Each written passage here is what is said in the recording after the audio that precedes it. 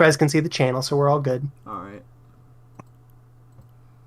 I can't believe that Higurashi Oishi rap got posted. That, like, it's such a Right when we throwback. mentioned it. That video is so fucking creepy. Yeah, like that's like the kind of shit we would make back in Flash days, man.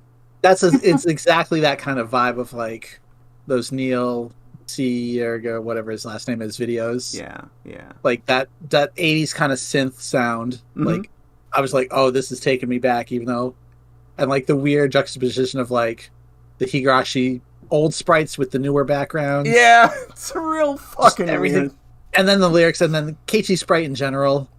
It's kind of weird because you don't see it that often. Yeah. Keiichi sprite. I feel like Ryukishi like drawing him some girls, not so much the guys. Oishi was a happy accident.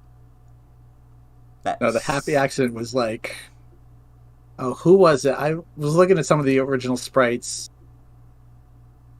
I think it was Kasai. I don't know. One of them got really fucked up. I think it was Akasaka. Akasaka, kind of in the manga gamer. Yeah. The Akasaka sprite is the best also because it's the one that accompanies the scene that he was definitely crying while he wrote. Yep. Just like, oh, he's here for her finally. And he has this like,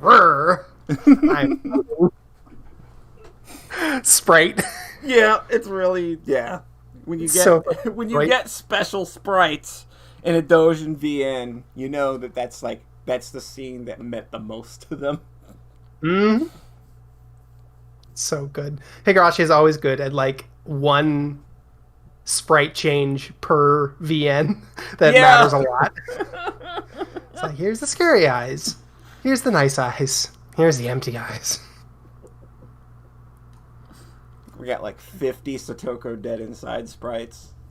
And then Satoko with a collar. And a big old just smile. Doing this. It's really the smile that it doesn't change at all. Yeah.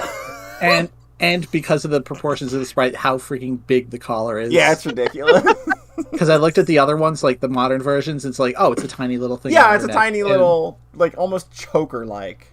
Yeah, but in the old version, it's just like a gigantic fucking belt.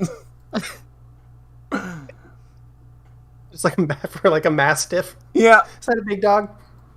That sounds like a big dog. It has mass in the name. Big dog. It's got I was about to say it's got mass in it, so that's probably that's how verbiage works, I believe.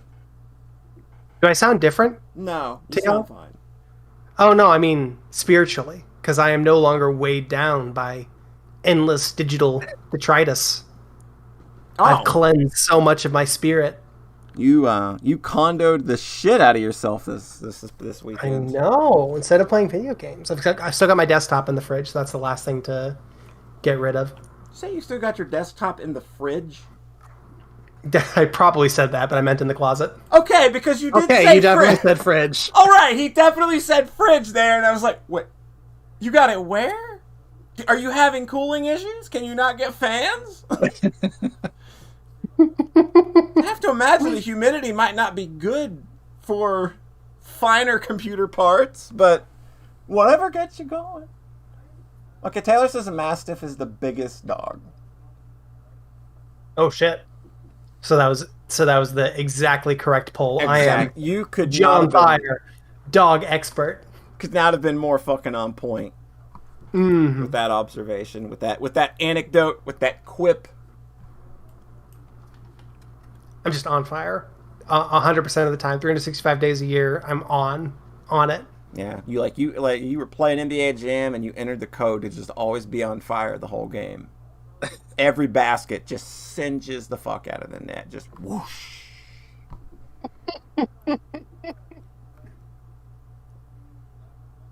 This is a good image. It is, dude. NBA Jam is the shit. More people. Yeah, I had it as a kid. Oh, you did? Yeah, you don't strike me as an NBA Jam kind of kid. You strike me more as like Bach and Beethoven kind of kid. I had NBA Jam and we had the baseball game for the Super Nintendo. I don't know which one it was. There's Ken several. Griffey Jr.'s winning run or Ken Griffey Jr. MLB. That sounds about right. Yeah, Ken Griffey Jr. The first Ken Griffey Jr. game on the SNES was so fucking good, and it had that fucking Tim Fallon soundtrack too. Ooh. Oh, nifty.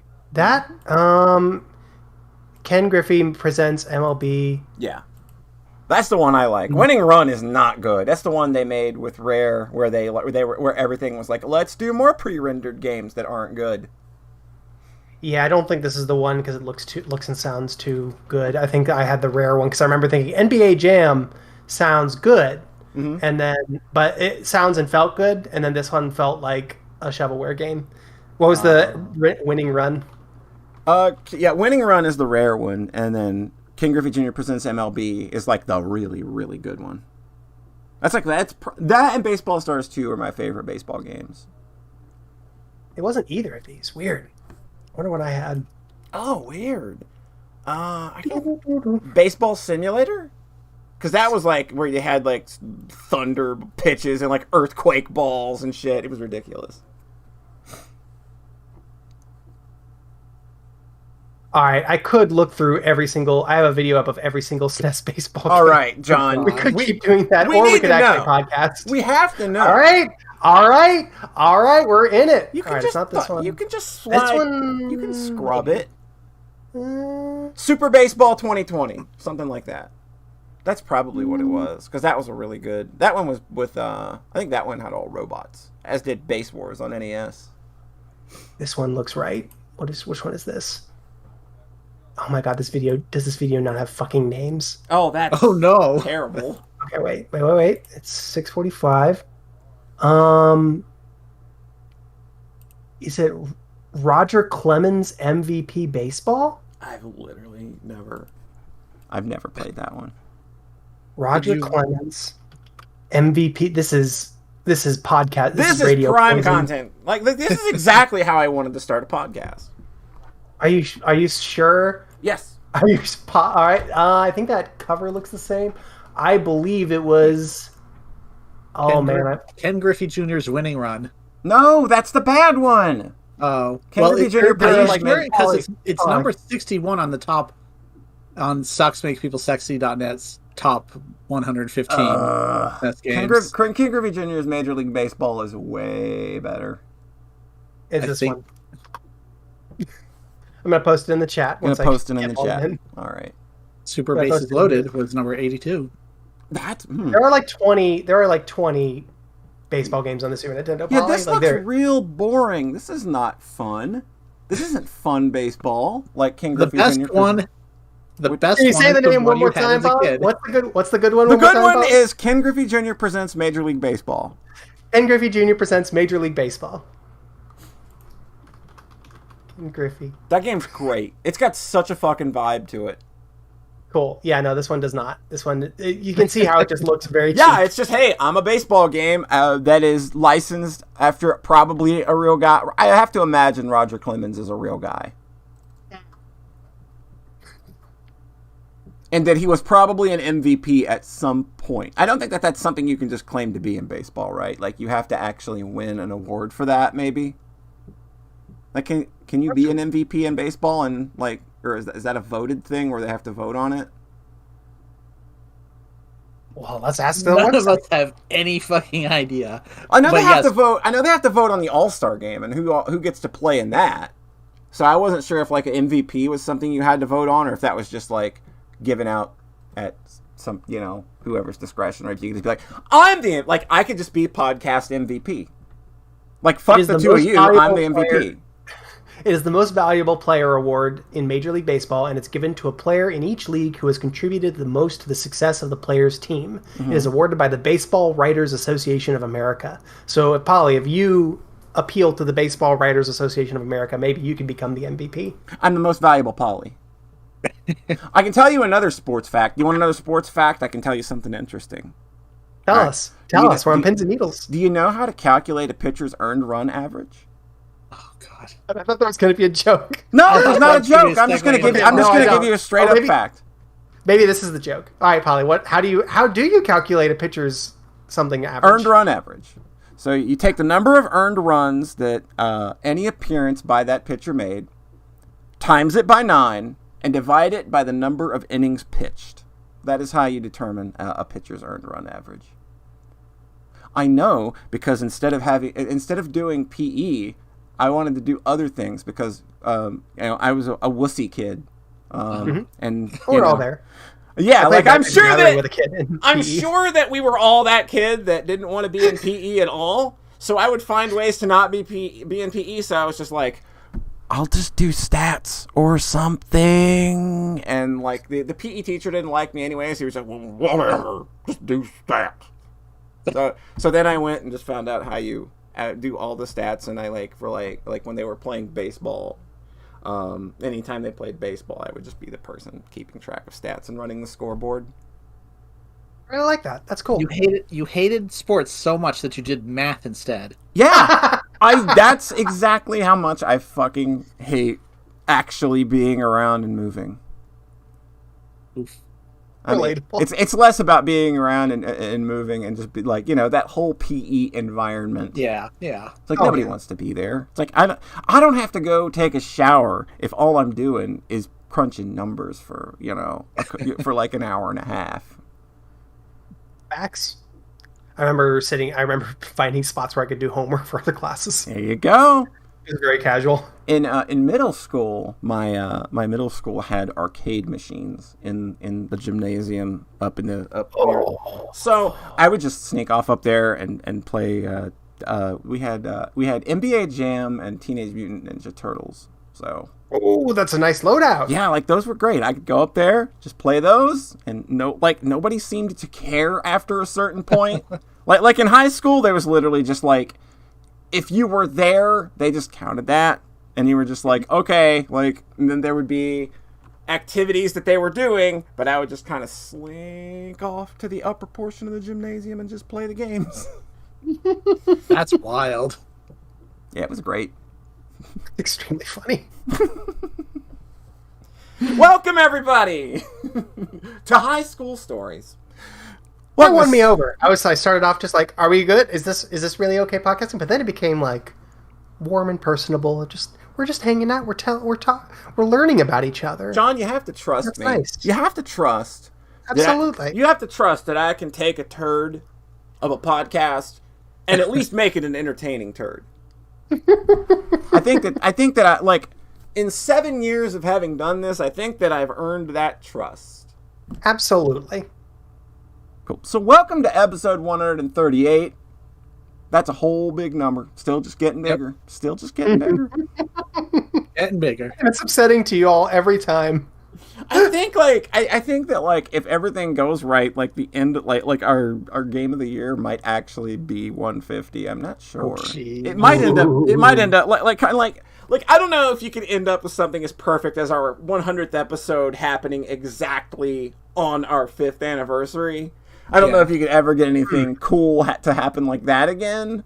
But yeah, like it might work out that way. I don't know. I'm not gonna force it to, obviously, but it's just like I was thinking about that and just like that number, yeah, I could see there being like 12 episodes left. Excellent. There's like a little over 6 months left, in the year, which is weird to think about, seeing as this year's almost already halfway gone. What the fuck? What happened? What happened? Seriously.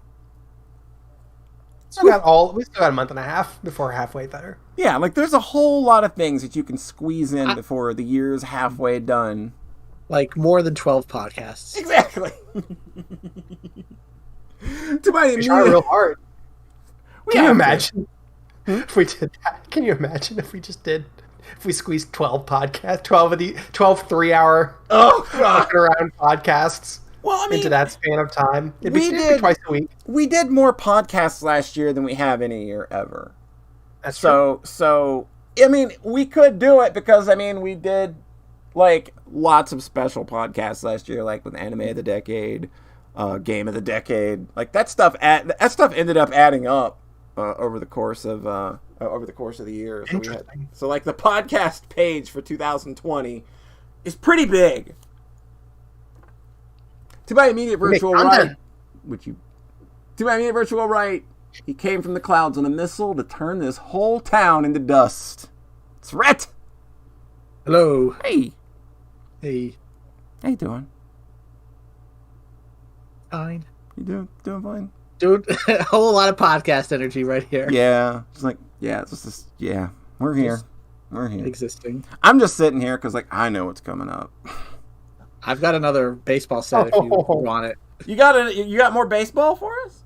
Just a little bit. Roger Clemens pitched for the Red Sox from 84 to 96. So I definitely knew who he was. Oh, okay.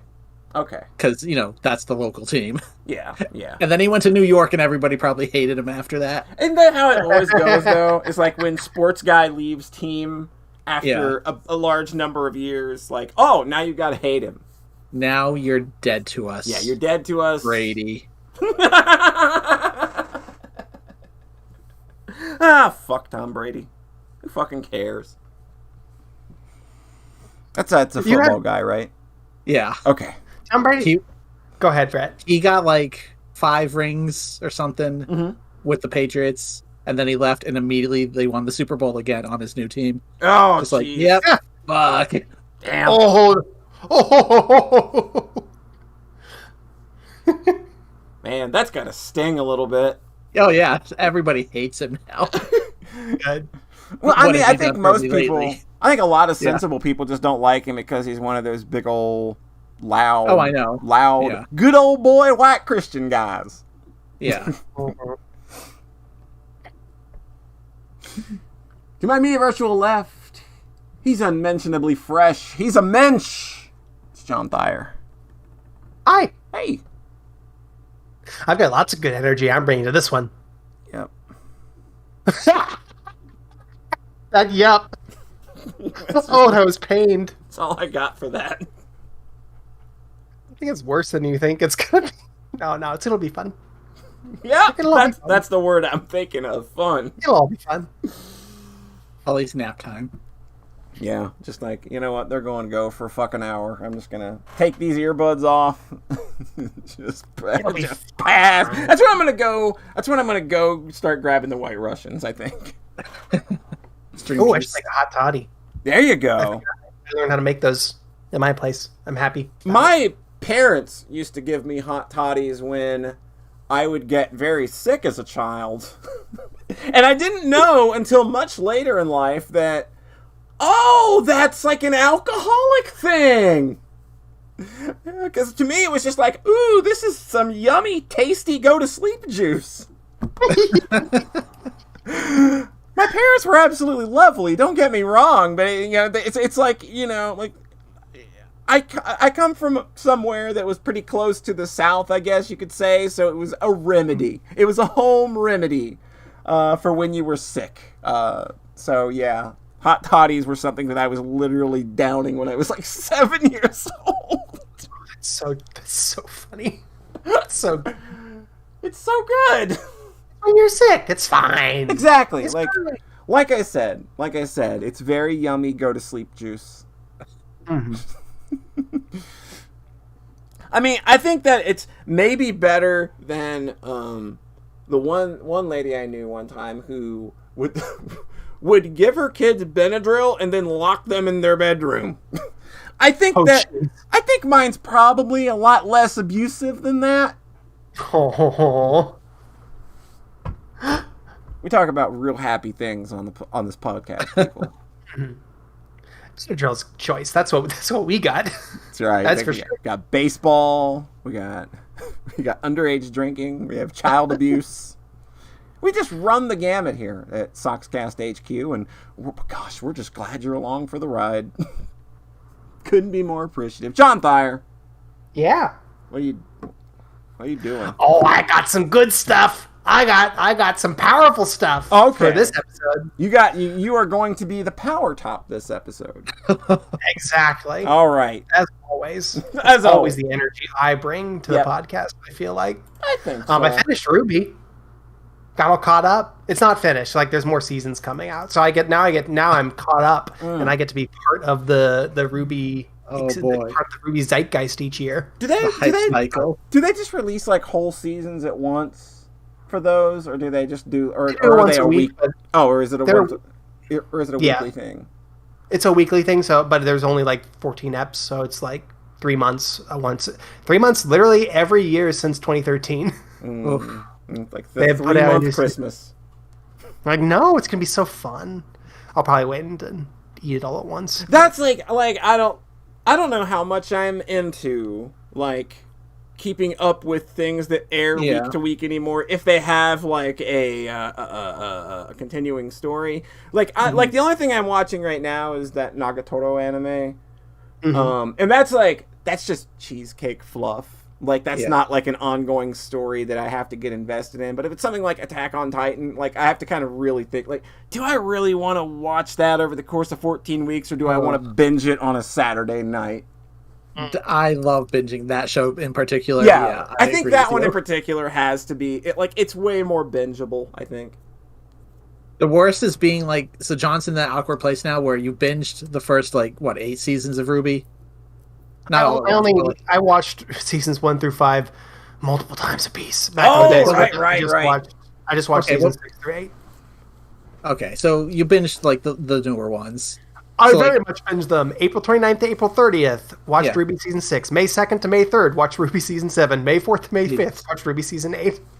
So now it's like, if you go back to watching week to week, it's awkward and like unsatisfying because you're only getting like 20 minutes at once. But if you follow anyone who does do that and they're posting about it every week, then you're like, oh, now I have to keep up because I understand the spoilers. I don't think that's going to be a huge risk with this one. Judging by my timeline the last 3 years. I'm not sure that's going to be something I have to worry about when season 9 rolls along. Because for stuff I watch, it's like, if they do a new season and I like to binge stuff and then everybody I follow starts tweeting about it, it's kind of like, you feel pressured into keeping up with it. So season 7 and 8, I think, are the best the show's ever been. Like, that's a nice thing to come to. Right. Late in the shows, coming back to a show like this. Like, I feel like the show is, like, moving and hit its stride in a major way. The end of season 8 sets up basically the main villain has arrived with a Death Star, and that's where we're at. And then I'm just kind of spoiling things because I know y'all give too big of a shit. Yeah. But like, they resolve that temporarily halfway through season 8. Like, they just resolved that big thing that kind of thought was going to be the whole thrust of the season. And it means that instead of basically the big Emperor Palpatine villain with the big scary monster, they're like the way more quiet, intimate villains with way more immediate human motivations are the actual scary threat for the whole rest of the season. So like basically the whole way season 8 goes is just really rad. It's really cool. The show's just good at stakes generally. It's pretty good at stakes generally. Like they set up we talked last time about all the silly magic systems, but after like volume 4 or so, they have basically established all of the rules and they're not really introducing a whole lot of new ones. So all of the little rules, they just kind of make sense now. And it's like they have, so they just, the visual shorthand is very strong. Like when the magic sparkles off their body, oh, that's their shield, their aura broke, and now if they get hit again, they're as vulnerable as a regular human, and it's scary. Like, there's a very clear vocabulary now to the action that makes it exciting. And the characters pretty much make sense. It's just kind of, it's doing sort of the Avatar Last Airbender thing, and it's pretty good at it. I was getting like pretty excited, and then like I cut it like right in the middle of like season 8 and watched a couple episodes of DuckTales with my DuckTales friend, and it was just like, ooh, this is a lot more dense with like jokes and stuff happening and energy, isn't it? Oh, and animation. Okay, I kind of see. Where I was kind of getting ready to be like, this is fucking great. But it was sort of like when I got Rhett to watch that Sao season, where I was like, no, you don't understand, this is so much better. But then you get another person to watch it, and you're like, this is 14 episodes, and like it probably didn't need to be. It's not that bad as the South season I got to watch.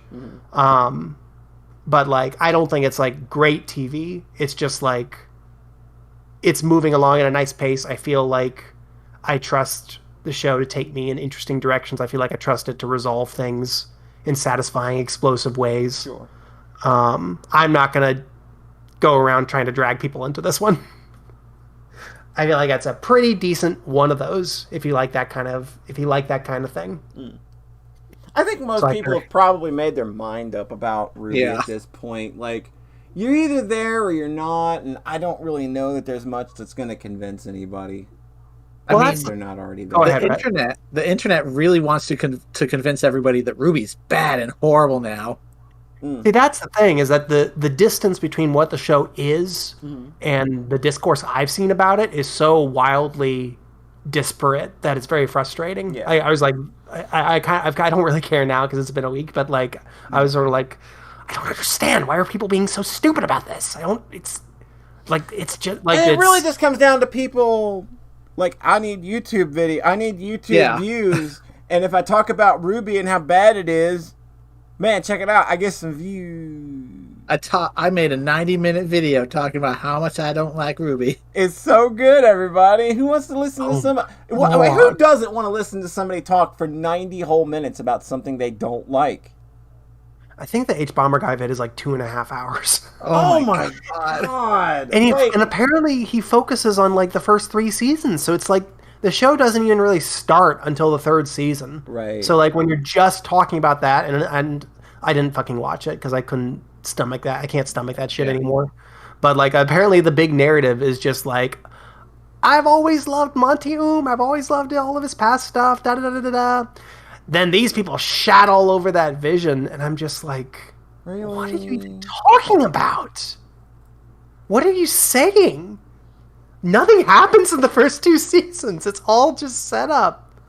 And then, like, at this point, the first 2 seasons where was at the helm comprised, like, 10 to 20% of the show. Mm-hmm. So it's just, like, it seems like a very boring narrative to try to spin out of something that is obviously much bigger than... John, I gotta ask you a question. Go for it. How much more class do I have if I think that the first 2 Modest Mouse albums are the absolute best and nothing they did after that was worth a damn at all?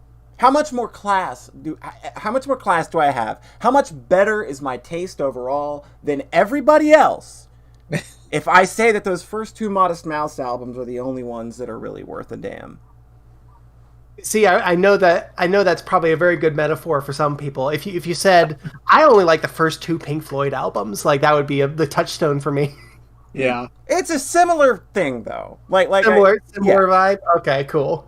Probably, I think the first I only 2 like Modest the Mouse Sid albums... Pink Floyd albums. I loaded up Wikipedia. I think the first 2 Modest Mouse albums are the ones I haven't heard. Oh, Jesus Christ. You sent me all the others. Wait, what? I definitely have The Moon and Antarctica and The Good People for people who love bad news, and We Were Dead Before the Ship Even Sank. I have all those. I haven't heard. I did not send you This Is a Long Drive for Someone with Nothing to Think About and Lonesome Crowded West? I don't think so. Wow, those are really good. Touchstone. Maybe I thought that you wouldn't like them because they're kind of heady, they're kind of messy, they're really like, they're not the greatest mixed albums in the world. They're very raw and just kind of gritty, but I like them for that. Cool. And they're the best ones. You were being sincere, and I was and I was not about Pink Floyd, for the record. Oh, okay. Nerd says that they really enjoyed that video because it mirrored what they felt about seasons 1 through 4. That's another thing, is that season 4 is like, that's the one that happens after the big explosion where everything goes to hell, and where the story starts in season 3. And then season 4 is very low key and not a lot happens in it because it's just sort of we are picking up the pieces after this disaster and several major characters died. And then after that, season 5, 6, 7, 8, a bunch of shit happens every single season. And I remember seeing a ton of discourse about season 4 out at the time. Like, the show's gone to hell, da da da da da. But when you're just watching them back to back, it's like, no, this pretty much makes sense with what the show is here. I remember really liking season 4 when it came out because I was like, oh shit, it's like a real TV show now. This is great. It's not great, but it feels like an actual show now. I'm on board. Okay. And then I think everybody else has this just like very different. I think a lot of people came into it being familiar with past work, and I think that their priorities were different than mine, because I think a lot of people came into the show wanting the cool fight scenes. Yeah. And the cool big anime ridiculous fight scenes. And I guess they had those in the first 2 seasons. I never really gave a shit about them because there were no stakes and I didn't care about anybody. Like, it's cute and funny, I guess. Kind of. I know the touchstone here. It's like if you only think Saber versus Berserker is the good fight in movie 2. It's pretty much like if you're like Red and you like Symphogy. maybe you only like that. Sorry. Just true epitome of taste. But like, I cared about the show once it started having stakes and the characters starting having like arcs each season, which was around season 3. So I don't mean that to like shit talk the guy. I think that he obviously brought a ton of the vibe and brought a lot of love to these characters, and established a really cool language. But for me, the show became something I'm interested in once it really kind of embraced that high stakes Avatar: Last Airbender, Harry Potter type story, overarching narrative. Yeah.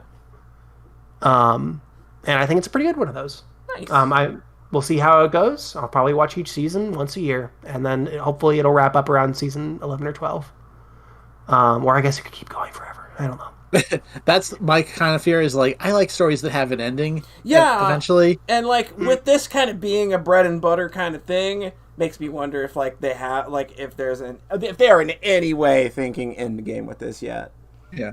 The way you said like Palpatine and the Death Star showed up, and then they resolved it halfway through the season. I was just like, oh, I thought that was going to be like the thing going forward.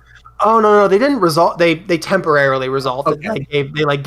They gave a character made a very major sacrifice, and they were able to pause the Death Star threat for a little while for the rest of that season, and now it's about to come back in a major way. Okay. Also, all the major characters have fallen into a time-space void. So the next season is going to take place in like another world. It's going to be exciting. I'm excited. It's an isekai now.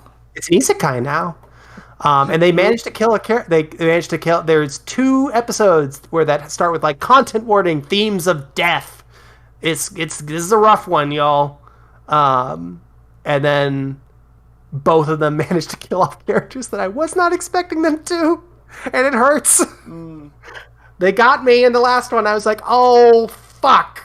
Oh, you got me there. Oh, that's smarts. So it seems like a thing where the discourse is very stupid, and I think a lot of every time I see people's opinions on like Volume 7 and 8, it's always like, this is lazy writing because they killed off a character to make people feel things. I'm like, yeah. That became like anytime, like I see that anytime a character dies in something now is that, oh, it's lazy and you did it for easy, for like real quick, emotional, it's just like Game of Thrones. Yeah, like anytime somebody dies in something for real now, and like the writers aren't, are adamant about not pulling back on it. Like I see that now. It's just like, oh, it's just emotional torture porn now. I was like, what? Game of Thrones invented killing characters. Game of Thrones invented killing characters. Of course. Well, I don't know. They killed a main character in Persona 5, so... I wasn't sure, so I didn't say that. That was kind of... Like, who cares? It's Persona 5. Its story's bad. And I only watched a season and a half of Game of Thrones, but I thought it seemed pretty good in a lot of ways. So. But I stopped being invested once it obviously went to hell later on. Yeah. Right. So I was like, okay, I don't really feel like I need to catch up with that one. Yeah, and then you made that hour-and-a-half video about how Game of Thrones went to hell. It was a real weird time for Oh, you. believe me, I'm sure there's a whole industry of Game of there's Thrones like, that season is bad. Yeah. Like just regurgitating this extremely universal opinion. Yep. Mm-hmm. But like again, like I remember people using like that show as a touchstone for, oh, it's just stupid and lazy when they kill characters, and I'm like, I actually remember at the end of that first season where they kill off the main character, and it was actually really cool and good. That was good writing and storytelling, actually. And I think Ruby's been smart about it. They kind of bring back a character, but it's like the one character where it kind of makes sense that they could do that. So I'm like, okay, I'll stomach that. And they haven't pulled back with anybody else, so I'm just like, okay, fine. So any questions? In the last episode of Ruby, a character is going to appear with magical nipple lasers that revive everybody. It comes up every episode now. It's got a streak now. You have to keep it alive. Oh my god, people really, because I was on my brain because I just watched Monica again. I was just like, boy, I really hate how a lot of people talk about stories now, especially like long form fantasy stories. People's brains are fucking broken about this shit. Yeah. So I'm just like, okay, yeah, this is all good. Like they kill a character in season 7. A character who has been in a really rough patch for a long time makes a new friend over the course of the season, and it feels so good and it feels so right, and then he dies at the end in the most like painful way possible, and I'm just, yes, give me this, put it in my veins. I have one other long form fantasy story I'd like to bring up. I've played through Fate Grand Order, the Camelot arc. I talked about this a little bit last time. But I told y'all how I played a bunch of the game over the last 2.5 years, and it was all wretched and bad. ... Question mark? Yeah. All right. This one was really fucking good. This is just like really good the whole time. It's just like, it's so funny because it's literally just like, okay, we have writing now. We introduce things at the start of the arc, and then they pay off later on in the arc. We have characters, and stuff happens, and stuff that's scary happens, and there are stakes. Characters aren't just there to make jokes about how they like boobs or whatever the fuck was in the first 5 the fucking Higashide arcs.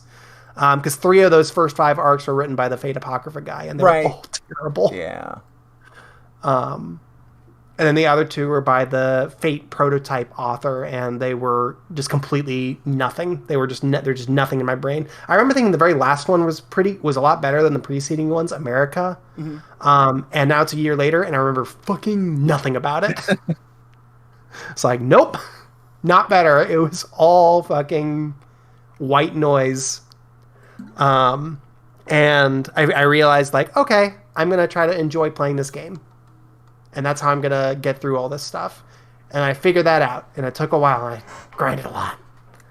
And Fate Grand Order Camelot is just a 10 to 15 hour RPG. It has an actual story with actual writing.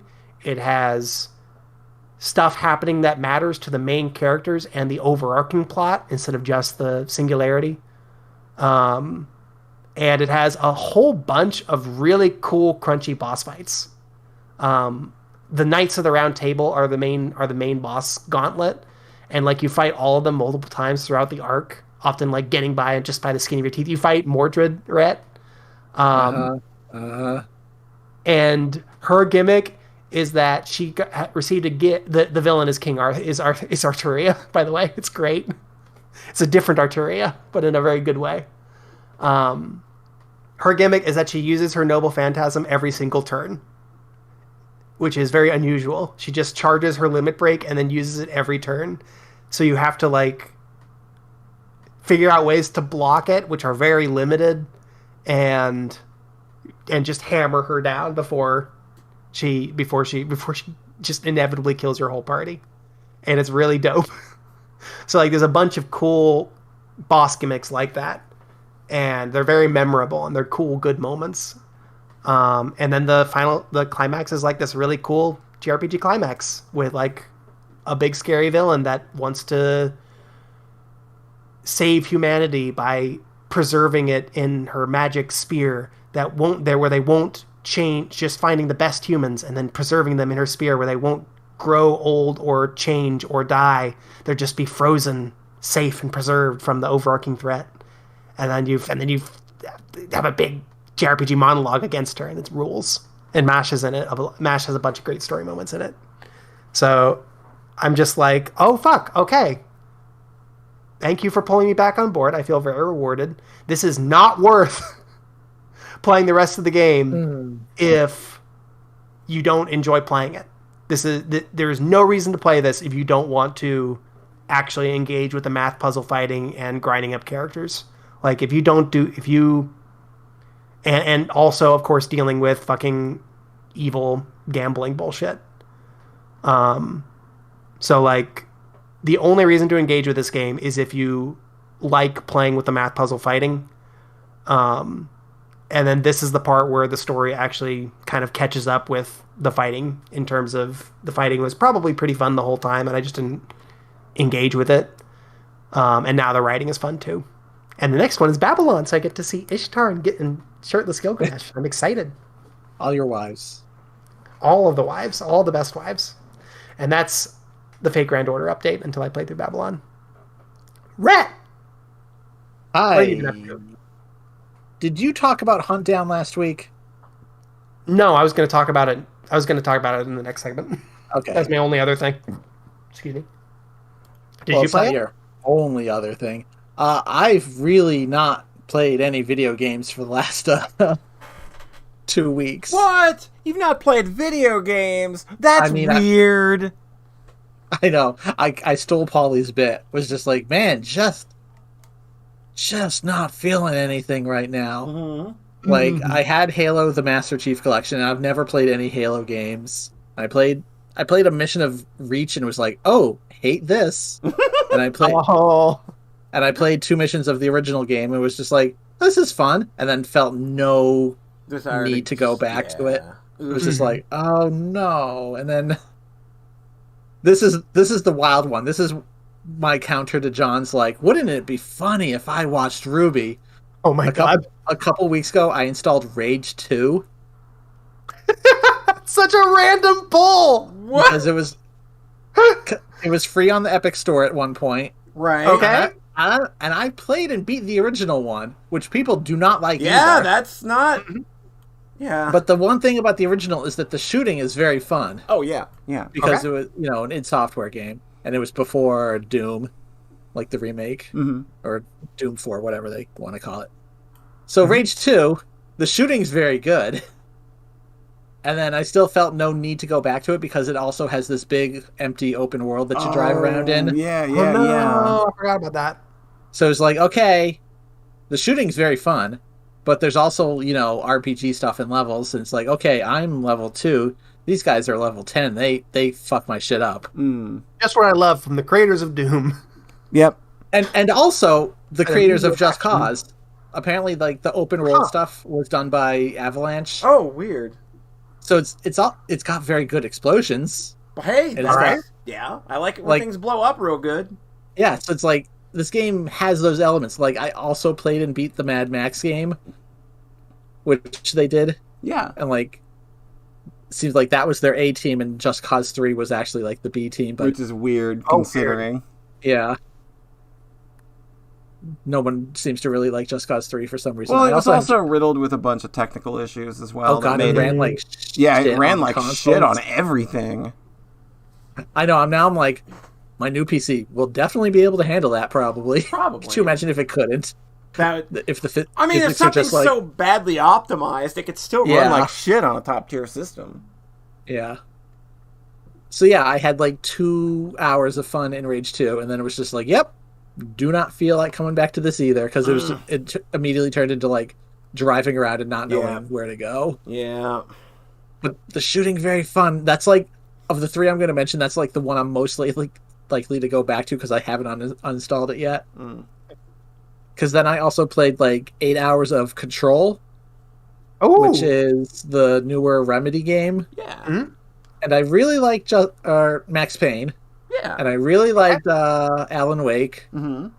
I didn't play Quantum Break. And I really just don't like this one. Oh no! That's such a shame. I have a friend who just finished like a whole Remedy marathon because he liked Control so much. He went and played Max Payne, he went and played Alan Wake, he went and played Quantum Break, and had a great time with all of them. Go ahead. It's just like there's just something in Control about the combat that I just don't find fun. It just seems like a super, super basic third-person shooter. That's weird because that game looks like... There's a game on PS2 and Xbox that I really like called PsyOps the Mindgate Conspiracy. Yeah. Where you get psychic powers and you can do shit like throw shit in the environment at enemies or like lift enemies up, shoot them to pieces, and then throw them into other people and shit. And that's a PS2 game. And that's what I thought Control was going to be. So... you do have a gravity thing.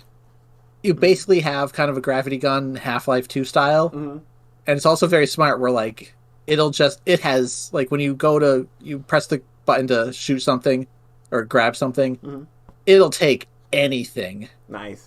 You don't have to, like, meticulously aim at shit and, like, oh, I want to pick that up. Like, you just hit the button, it'll grab something good enough. And if there's nothing around, it, like, will rip a chunk out of the wall. Oh, that's fantastic! Like the whole game is like these like real marble corridors, and it's just like the destruction tech is really good. Cool. Like my favorite part in this game was probably just like standing around in a room with no enemies and just fucking shooting shit and like using your melee attack to just completely destroy the environment. It was like, wow, this is really impressive. This probably shouldn't be the most fun thing in the game. Because the problem I found is that, like, the rhythm was just consistently, you shoot enemies until you run out of ammo, and then the ammo takes, like, 10 seconds to recharge. So in that time, you use your little gravity powers, and you throw a couple chunks at the enemies, and then that has to recharge, and then you're back to the gun. So it was just like, and then I had a sniper rifle, kind of equivalent gun, that also had 2 shots, so it was just like, shoot, okay, throw rock, okay, shoot, like just this basic rhythm that just literally wasn't changing. And like fairly dull humanoid enemies that are just kind of staying back and shooting at you, and you don't have regenerating health, so they try to get you to move around because the enemies will drop little health capsules. Right. And it just wasn't feeling good to me. Oh, unfortunate. Yeah. So, games besides Binding of Isaac really just all started missing the mark. And then Binding of Isaac also started to be like, oh, I'm really playing a lot of this game, huh? Maybe I should do something else. And then the answer was to do nothing else. Yeah. That's a good decision, I find, in some instances. It's what I've been doing for the last 2 months. Yeah, it's the Depression Podcast. Yeah.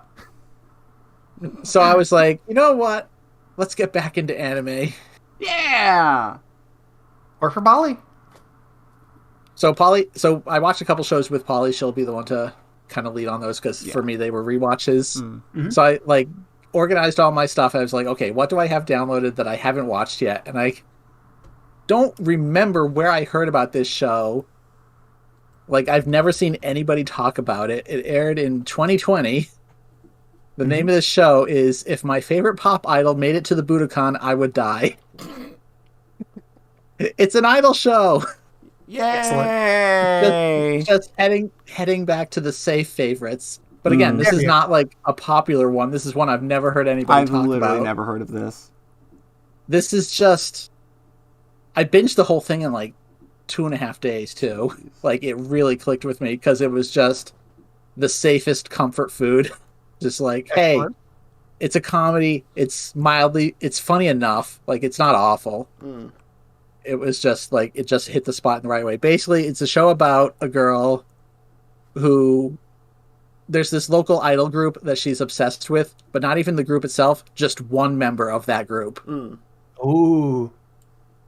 So it's a very relatable character where she's just like, I want to buy all the merchandise of Mina. I want, like, the show is really dark because there's probably people like this in real life. And, like, it's kind of a satire of that. That's a big like, portion of pop idol culture, in that everybody, like, there might be groups, but everybody just kind of picks the one girl. But just, like, how exploitive they get with the merchandising, where it's like, and if you buy 5 CD singles, you can get a ticket to shake this girl's hands for 5 seconds. And they have a guy that literally stands there with the stopwatch. Yep. And then what she'll do is buy 50 CDs to get 5 of those tickets so she can stand there for like a minute. Oh my God. Like, how do you shake someone's hand and make, like, for 1 minute and that not be fucking awkward? I mean, they try to make like, it's a comedy show. They're not going to make it super awkward, except as a joke. I know, so but like, people really do this. And they allow this. It's a thing that really happens. This is something that literally came up in something that I engaged with. Oh, no. So, like, that's the whole thing about the show is, like, as soon as you think about this happens in real life, like, it becomes way creepier. Yeah. Because, like, this girl will just work, like, multiple part-time jobs just to spend all that money on merch for the idol. God. And then at one point, like, they're doing the popularity contest, so the more merch you buy for each girl, it's so gross. Her rank. It's so gross. And then she breaks her leg during that period, so she can't buy the merch, and her favorite girl comes in last, and she's just heartbroken. Oh no! Because her favorite girl only has the one fan who's super obsessed with her. She's the only fucking fan. Oh, and that's brutal. And part of it is that because she's so obsessed, like, she kind of scares the other people away from that girl. Oh my God, that's fucking awful. She's just like the number one super fan, but you don't go near Mina because that belongs to Eri. That's her girl, not yours. Like, the way they kind of turn it around is that the idol also kind of has a crush on her because, of course, so it's also very wishful. I don't know. It's a cute, dumb comedy. Excellent. It's just, I didn't have other shit to talk about, so fuck it. I played like an hour of Hunt Down last night and was like, oh, hey, video games can be fun. Hey, video games work again. This one feel pretty good. It got good crunch. It feels so good. It got some crunch. Yeah, I mean, John said we'll be talking. We'll talk about that one because I haven't finished it yet. I think everybody knows my thoughts on that game. Yeah, I figured if there's one game that's going to keep coming up, when it's poly approved. Yeah, because I really, really haven't heard of this game besides you. Yeah, like, I know. Now, I was doing everything I could to get more, but like people literally just kind of hate that game because it was on EGS for a year. It has 200 reviews on Steam right now, which I think is decent considering the year wait. And like, oh god, let's play that game. What's Neptunia Virtual Stars up to? Oh god, oh no! 181. It's already past Neptunia. Wow. Well, you know what? Hunt Down better than Neptunia. I love that intro. Yeah. I never understood the name of the game until I saw that intro. Yeah. Where they're like, they are bounty hunters. They have one goal. Hunt down. I was like, oh, okay. The best fucking title screen. So good. Yeah, you're right, though, about how this game has, like, just enough narrative and world building to, like, not feel kind of like a random generic thing. Yeah. But, like, it feels like a thought-out world. Yeah. As opposed, like you mentioned, Blazing Chrome just kind of feeling... Yeah, Blazing Chrome, there's no world building there. It's just, hey, here's levels. Yeah. Go. It's like Contra, but different. Yeah. This is definitely a place with just enough lore and backstory about these mega corporations, and and the way characters like talk as you're shooting them. It's so good. The fucking I love when an enemy drops a Molotov, it just burns Yep. the enemy, yeah, their co-worker next to them. Yeah. It's like, oh, yep, you fucked that up. There's so much good banter in that game. The sprite work is so just much. We'll get to it. So phenomenal. Okay. But really, that's what I've been up to. Oh, not a whole lot. Jeez. And decorating my room with 10 more hibikis. Jesus Christ. I was really thinking that I was gonna like just do nothing but play Trails from Zero all weekend, and I just have not touched it, and then I did a bunch of like Marie Kondoing instead. That's the other thing. Whereas I'm like, ya. I'm just like, I'm not going to start anything big at this point because I'm just waiting for Trails to Azure. Yeah, yeah. And now we're fucking halfway through May, so it's like, wow, those 2 weeks just flew by. Yep. So I wonder if they still make that May release date. It's yeah. Like I don't think they're talking publicly much about that stuff because I think every time they do, it's just a deluge of people not fucking understanding what goes into translating a video game. They definitely said it will release in May. Yeah. And I immediately assumed that to be like May 30th or whatever. That's what I would say. Like when I hear like a date like that, I always put it at the last day of the month. Yeah. But that's like 2 weeks from now. Yeah. So, Polly, heard you watch some anime. I did. I watched anime. I watched what some might call some good anime. Yes. So the first one, we watched both of these together. So I'll just hit them both. The first one we watched was Promised Neverland. So this is a show where like I literally can't talk about it without giving up a part of the twist. Yeah. But which is it happens in episode 1. So sorry, I guess. But like I remember we were getting ready to watch it. Rhett was kind of basically just trying to get me into the show like sight unseen as much as possible. Yeah. Like, he's getting me to get to the episodes. Like, don't look at the art. Just go. Just get into the episode. You don't want to know what's going to happen. So it's just like, don't look at the promo art. Don't look at anything because that gives it away. But so thankfully I didn't catch anything going into this show sight unseen. But for a podcast, I'm sorry, I have to talk about the damn premise, or it's going to be a real dumb segment. It's like, I like the anime. I like this cartoon. It's good. So I can't do that. So, the show centers on this orphanage, and it starts out like just like if you don't know what's about to happen, it's like I was just like, okay, this is going to be kind of like Den Coil or something, right? Where like there's a general kind of lightheartedness to it. Maybe it'll get a little dark at some point. Oh, whoops! It's going to get dark real fast. So you get into the episode and you notice like all of these kids, they got numbers printed on their necks. What's that all about? That's weird. And something it just seems real weird and amiss. Like there's this kid. She's being shipped off. She's leaving the orphanage because they've found her a set of foster parents. That's great, fantastic. You love to see it. And when so she accidentally leaves her stuffed animal behind, her dolly. So 2 of the other kids at the orphanage are like, oh shit, we gotta go take that and give it to her before she leaves without it. Oh man. So they grab it. They run off after Mama and the kid, like, because they're just walking, out. They just got to walk through a big field to get to a gate to leave the orphanage. They get out there, and then kid's nowhere to be seen. Mama's nowhere to be seen. There's a truck. That's weird. Look in the truck. There's a dead body in the truck of a child. Uh-oh. This is a farm where children are raised to be eaten by demons.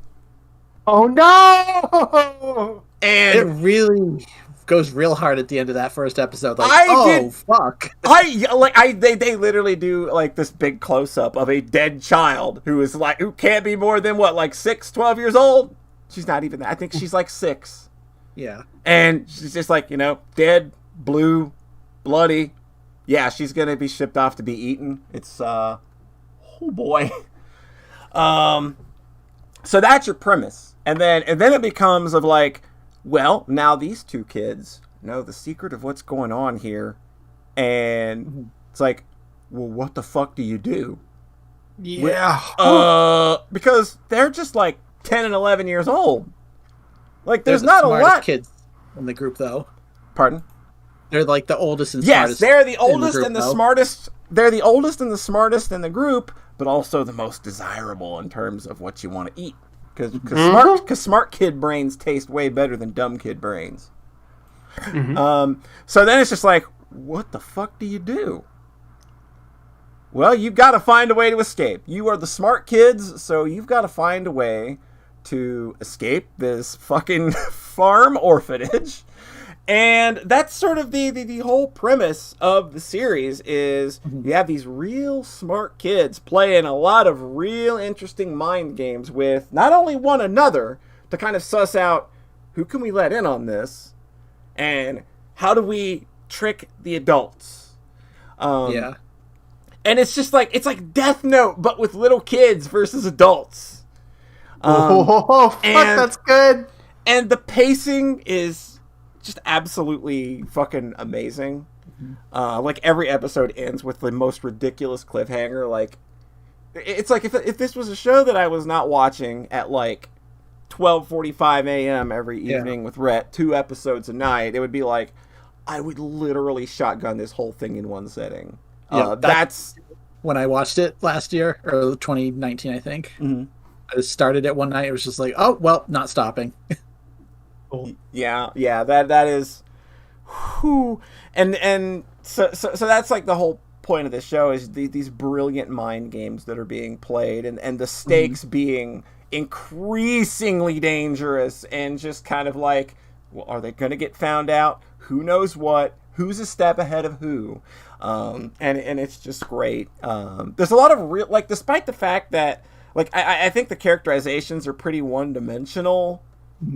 Because there's just like every kid is kind of an archetype, like the main girl, she's kind of your tomboy athletic type kid, then you've got the really smart boy, and you've got your dark brooding kid, and they're kind of like the main 3, and they're the ones kind of like behind this whole, like, how are we gonna get out of this, like, they're the ones kind of putting the whole plan into motion to get out. And then you've got Mama, who is one of the most amazing characters I think I've come across in an anime in a while. She's just so incredibly monstrous. Yeah. Like, because she knows what she's doing. Yeah, like, she knows what she's doing, and she's just relentless, but also extremely calm and calculated about everything. There's another supporting character named Krone, who is probably my favorite character of the show, just because she's so, like, you gotta love characters that like this is a show where, like, a lot of, like, the character animation is subdued and very subtle, very understated, and then Krone is just literally the light of every scene she is in, because she is so deliciously deranged. She's just out there. Like, it is wild watching her take over a scene, and the voice actress is just knocking it out of the park.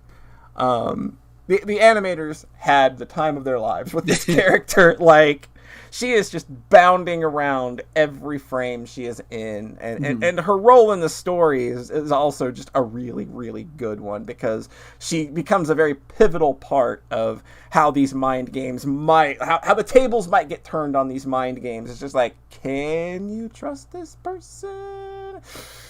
Don't know. Good shit. But along with Mama being, like, the most just shivers down your spine with how calm and calculated she is about the evil she is committing. Like, it's just how unfazed by everything she is, and, like, the horrible things she does. She inflicts some pretty bad bodily harm on someone at one point, and 5 seconds later is literally cradling them in her breasts, stroking their hair and saying, "It's fine. It doesn't hurt. You'll be okay." And it's, yeah. Oh, that's juicy. It's such delicious drama. Like this show, just like I wish I had seen this like way sooner. Man, such a good show. Like if you need some top shelf thriller drama in your life, Promised Neverland season 1. Watch that and only watch that. Yeah. Season 2 and on is just bad. I didn't watch second season. I didn't read any of the manga, but I had known going in from just the reaction that it's just like, okay, the first season has an almost a 9 on my anime list. The second season has like kind of a middling 5. Oh, that's so low for Mal. Yeah, my anime list does not go this low very often. This is the one that dropped like a full over 3 points between seasons. They apparently skip over 100 chapters of the manga. And like that, not only that, it's just like after that first season, it doesn't sound like the writer knew what to do at all. Yeah. With regards to the kind of story they were telling, because then it just kind of turns into bad shonen, because it did run in a shonen magazine. And it kind of just turns into that. Like, I guess it sounds like it just loses all of this mind game stuff and just goes into like it just being physical fights and shit. Like guns are mentioned at some point. Yeah. Like, so when I watched this first season in 2019, like the manga hadn't finished, there was no second season, so people were just like, yeah, I don't know about the manga. Everybody seems to like this arc by far the most. Yeah. But like seeing just a little bit of where it went and like seeing people just give fucking scathing reviews to the manga by like giving it a 1 after reading all 200 chapters and shit. Like, yeah, you've really gotta hate something to give it a 1 after sitting through 200 plus chapters. Like, they were just so upset with how the final arc resolved. It's like, I read spoilers and I was like, how you... It almost, like, it's bad enough that it sounds like sabotage. That's how fucking disastrous everything after that first arc sounds. God. But season 1 on its own. Oh, season 1 on its own, you get a very satisfying conclusion. You know, like you can write the rest of the story in your brain, but you can write a better story in your brain. You can write a better story in your brain, but they accomplished the goal they set out to do with what they're doing storyline-wise with that first season. And it feels really good, and you come away from that feeling like, I just watched a super smart anime and it felt real good. Like after that, it was just like a good couple of days. I'm just like, man, that's the good shit. You don't get so wild. Yeah. Like, so if you're gonna watch this show, just watch the first season and enjoy, because like if you loved that like over the top Death Note drama, but you want it to be a little more subdued and more kind of sinister, I think that's what this will give you. And it's 12 episodes, so it's a real easy investment. Yeah. Like you can, if you have like a weekend day that you have nothing else going on, you can just watch the entire thing like I did. Tear through this in a few hours, you're fine. But yeah, like you don't need season 2. You don't need season 2 or anything beyond it to enjoy season 1 for what it is and on its own merits. You get a really complete story. I feel that like they cover all the stuff that they need to background wise for all the characters that are important. So you come away from this show feeling like it's a full package, despite the fact that there's much more left to what this story is afterward. That is so fucking funny. That is just like, yeah, well, there's a whole bunch of the rest of this. That's the thing. It's like when I watched it, bad. I was worried trying to get Polly to watch this because it's like the asterisk, like apologetica for like, oh, by the way, the story is there's going to be more, and it's all bad. You don't want to ignore it. Like it's gotten worse since I watched it in 2019. Yeah, because now there's just apparently Crunchyroll doesn't even have season 2, so it's pretty easy to ignore. Yeah, I was actually surprised. Like they don't even have like it's that bad. I don't think they would have known going in. They just probably lost the licensing bid, and now they're just like, no, shame. Weird, huh? Oh, well. No big. They're like, oh, kind of dodged a bullet there, probably. Yeah. Yeah, let those rights lapse. It's fine. Bizarre. Watched another anime. I was just thinking the only thing that's really comparable I can think of is maybe Usagi Drop. Oh, yeah, I hinted at Polly about that one. Yeah. Of where everybody likes the anime. Don't look up the manga. Don't look up the manga. Yeah. Don't look up the manga, please. What are you going to say, Polly? Okay. I got another anime. Oh, Nert's going to watch season 2. Nert, what are you doing to yourself? Don't do this. There are better things you could do with like 5 hours of your time. Gotta admit, I am curious. I'm not curious enough to watch it, especially since I looked up all the spoilers and I know what happens. Yes. And it's just I read it all and I said, my God, that sounds real fucking awful. I wonder if it could be funny in a schlocky way. That's not the vibe I get from people reviewing it at all. So I watched another anime. Okay. Mm-hmm. I'm almost embarrassed in a way to say that I now have something on my anime list that includes 3 words that I never ever wanted. The 3 words she wants to hear. The 3 worst words that could appear on anybody's My Anime list at all. All running right back to back. I watched Sword Art Online. Gun Gale Online. The most important subtitle. The most important subtitle in anime history. Seriously. What we need to be able to do is we need to be able to take whiteout. Digital whiteout. And anytime the words Sword Art Online appear in this show, we need to be able to just strike it from the record, because I don't understand how this show is what it is when it flies in the face of everything that Sword Art Online is so much. It literally it feels like a rebuttal. Yeah. It's okay. So for those who don't know what Gun Gale Online is, it's a Sword Art Online spinoff where the idea is that there's this online game that you can play by entering the virtual world, and it's just centered around shooting people. And nobody from Sword Art Online is involved in this series at all, so you don't have to worry about all of those shitty characters and awfulness happening. GGO They are not present. They are not present. GGO is so far off in its own thing that it just the GGO name just feels slapped on because it needed, they needed the name recognition just to make sure it didn't fail or something. And for another thing, GGO is exactly one 13 episode arc in Vanilla SAO, and then literally all 90 other episodes of it are in fantasy MMOs. There's one arc in the original show that takes place in GGO, so it doesn't even feel is so SAO. GGO, this is a show that is so surface level. This is a show you don't have to think about to watch at all.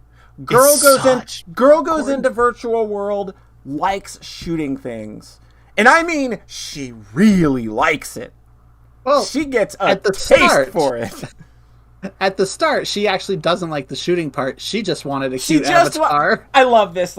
So her whole deal is the baggage that this poor girl is carrying, her tragic backstory is that I'm tall. And apparently she's 6 feet tall. She's 6 feet tall. And that's her excess baggage. That's her dark origin story. Is a little different from Sheenon's. She just started playing the virtual game because she wanted to make a cute short avatar. And that's literally it. That's her whole purpose. And she is a very cute short avatar. It's the cutest short avatar for the cutest tall 6-foot woman. She's an awesome character. She's an adult. She's also an adult, which is nice. She is a college student. She is a college student. Yep. And it's just like, that's, again, everything about this feels so divorced from SAO in a way that is just wild to me.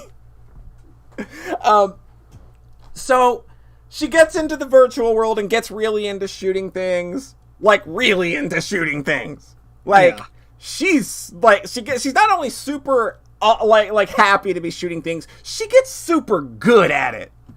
So it's really fun. Like she becomes almost, like main character plot armor good, but it's being done in this fun, cheeky sort of way where it's like with Kirito, you're supposed to kind of be projecting onto him because it's your story, I guess. You need to be the badass with the harem, right? With this, it's just never loses anything. With this, it's just cute girl likes to shoot things a lot. She has her little P90. This is like if Gunslinger Girl was dumber. much dumber. Much dumber. And the whole series kind of takes place over these two arcs, these 2 6-episode arcs where they're just big battles. Essentially. It's literally a battle royale video game. Yeah, it's a battle royale video game. It's just PUBG. Yeah. And it's just big, dumb, and loud. There is an amount of fun that this show is having where if you're watching it and you don't have a smile plastered across your face at just the dialogue, the gags, the over-the-top violence that they're allowed to get away with because it's just a video game. Like, it's so good. Like, because nobody's getting, like, viciously mauled or anything. But, like, since it's a video game setting, they're still allowed to just, like, kick somebody's fucking head off. And you get, like, this cool, like, digital blood effect that just goes away. And then the body falls to the ground and this little dead indicator pops up. It's so cute. And it tickled me every time. And when the show really, really, really gets going, which I think that, like, that first half is really good. Also, we gotta mention the order with which you should watch these episodes. Do not watch episode 1 first. Please don't. You want to watch episode 2, 3, 1, then 4, and then continue. It's so weird. Because it tries to do this thing where it's in media res, where the first episode is taking place. It's taking place chronologically. It would be the 3rd episode. So you start in the middle of this gigantic battle, and you don't know who anybody is. You don't know why they're there. Nothing really makes sense without the introductions, and it just feels like these were just aired in the wrong order accidentally. I know that they did it on purpose, but it feels like an accident because it just feels like this was the 3rd episode you wrote. Nothing about this feels like this is the first thing you wrote. I wonder if that's... I should check if it's like that how it's in the novels. I've got it on my shelf. I should check. Oh, that would be interesting, yeah. Yeah. But, so, you got a lot of cute characters. You have some amazing, amazing gunfights, especially towards the back end of the show when that second fucking arc, it starts at one point. It just goes crazy. And the last 6 episodes just escalate and escalate and escalate and escalate and escalate and escalate to the point where by the time you're at the last episode and the final battles and, like, you get to the final battle between the last 2 characters, it's so fucking ridiculous. Like, the the way these fights end is so goddamn hype that it just can't be overstated, like, how much fun this show is having at almost every conceivable moment. And the way that it just flies so much in the face of what Sword Art Online is. Like, this Sword Art Online does not have action this good. No! Like, I watched the entire rest of the show, and Sword Art Online is never this, like, joyful and exploratory with the action. Like, especially in the Gun Kill Online arc. That's so just bonkers to me. This, like a different studio did this as well. This was Studio 3 Hertz, and I think A1 does the regular Sword Art Online anime. And it's just like, thank God somebody that like has some fucking joy are the ones that got to do like the absolute over the top crazy nonsense that this show gets to be, because it's just nonstop fun start to finish. Like, and it's like, it's got a lot of legitimately humorous thing, like the comedy in it is really good. The ending payoff is so good. Yeah, like the end payoff is ridiculous. Like, it's just like, I was sitting there, could not believe how well they had pulled this off. Like, I felt like I had been bamboozled somehow, and I don't even know how. But it's just like, I'm watching, like, this is not the show that if you told me a year ago I would be enjoying as much as I have, as much as I did.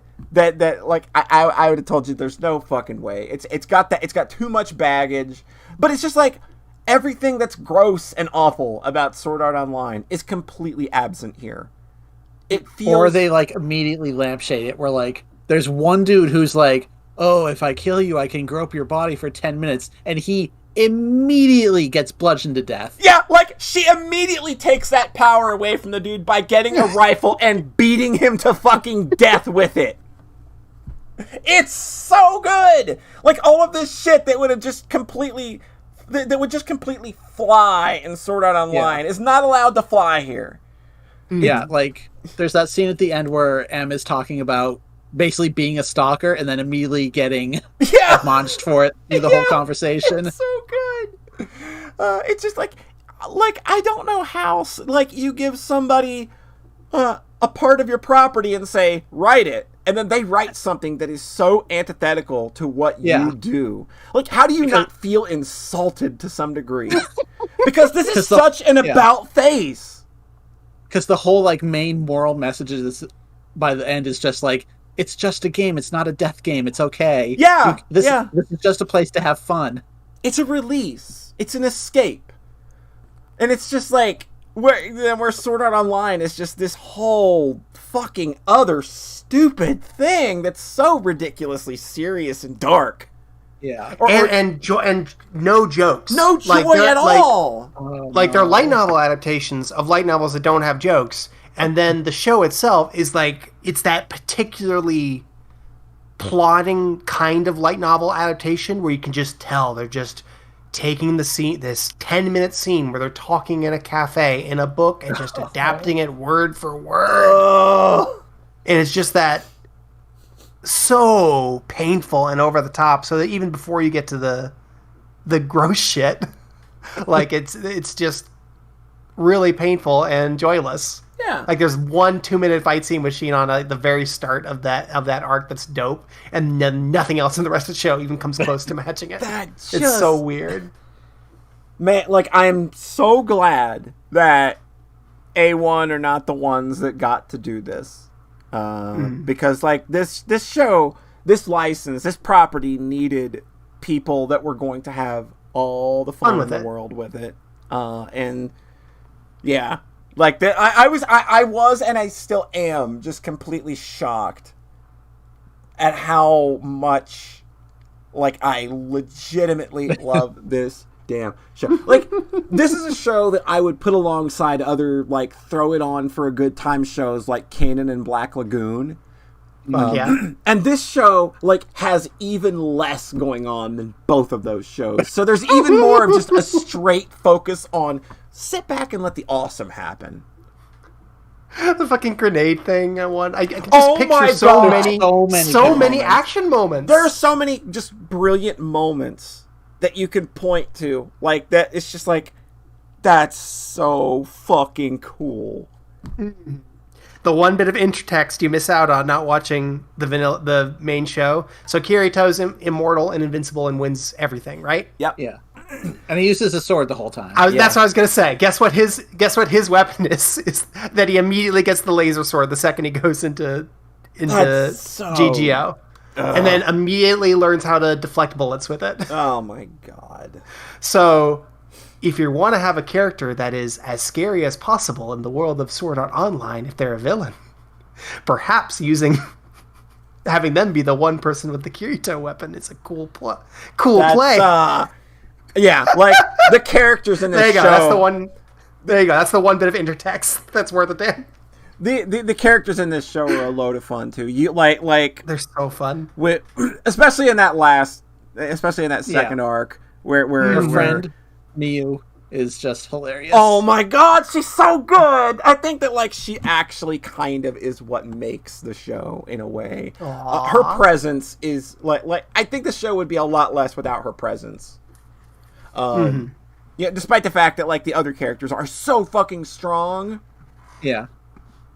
Yeah, but like Itohi and Len, they bring the action. Yeah, but Miyu brings the comedy, and I think that is a very important. Yeah, like it needs that. It's important to have jokes. You gotta have that levity, especially like if this show's going to be like even Black Lagoon has levity, and even like that's a show that does tackle some pretty like heavier things. Yeah, it still has levity between like Rock and Revy and stuff. So.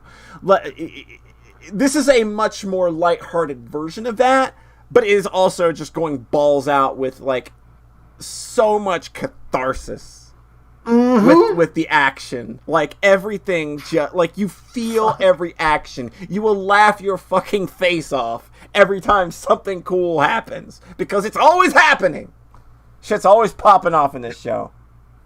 The first episode, like chronologically or airwise, they take it so seriously. They make everyone into like a threat, and by the end, like the male characters are just being slaughtered. They're just thrown to the meat grinder. It's so good. He just runs up and just guns like 20 people down, or punching and kicking them, spinning around with a machine gun, throwing grenades. She's so good. Yeah, like there's good.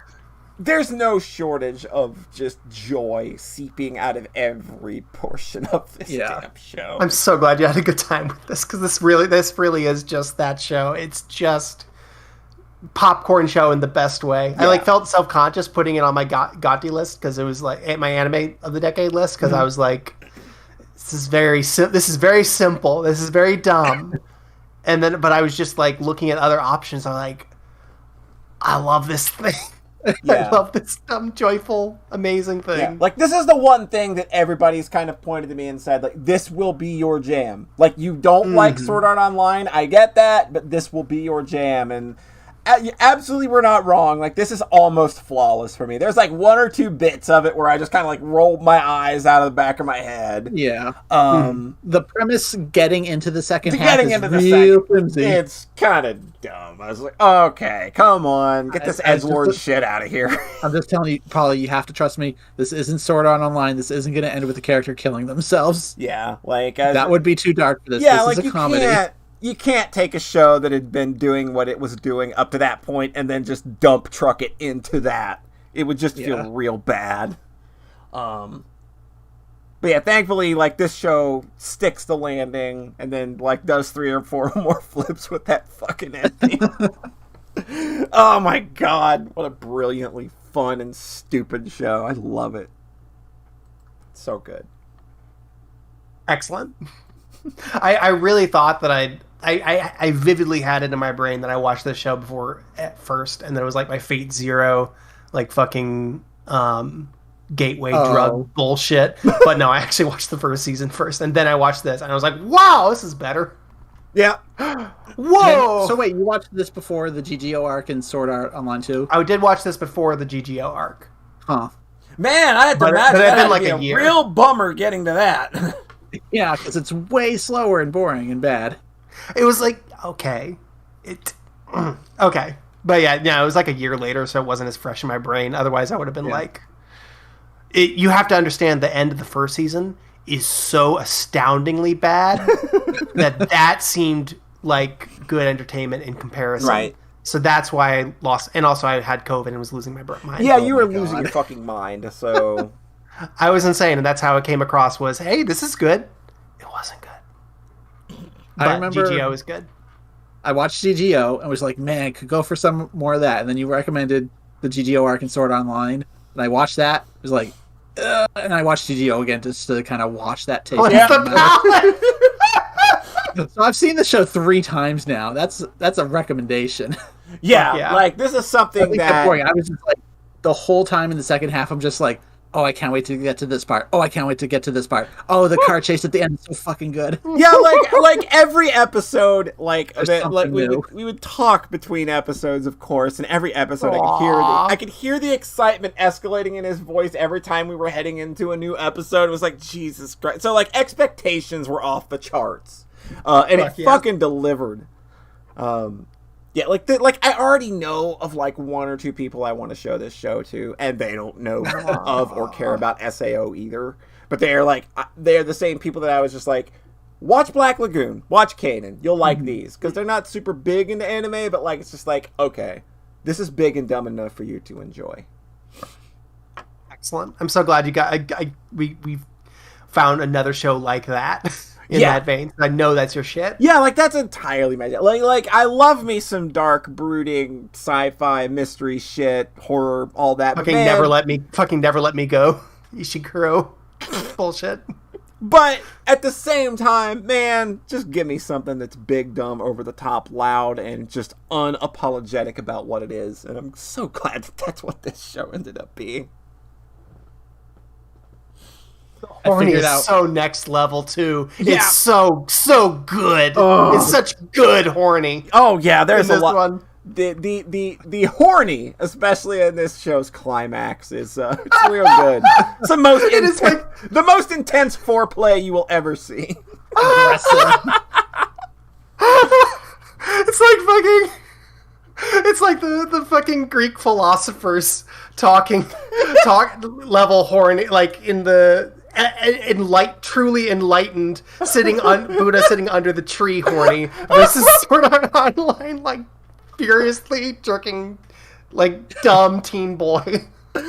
Oh God. Just fully enlightened, fully next level horny. I'm sitting here with a smile plastered on my face, way bigger than I would have ever imagined. Sitting here talking about a property even anywhere remotely Yeah. adjacent to fucking Sword Art Online. 2021 has been a fucking year, people. God, that opening, when that opening comes and it just says Sword Art Online, you're just like, fuck, here we go. Bleh.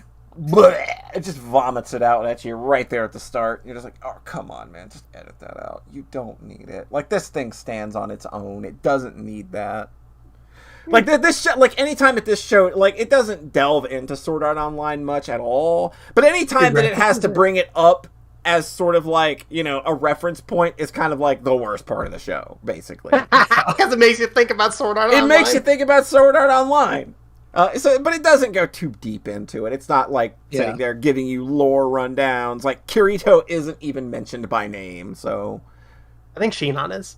Yeah, she is. Yeah. Which is good because I love her.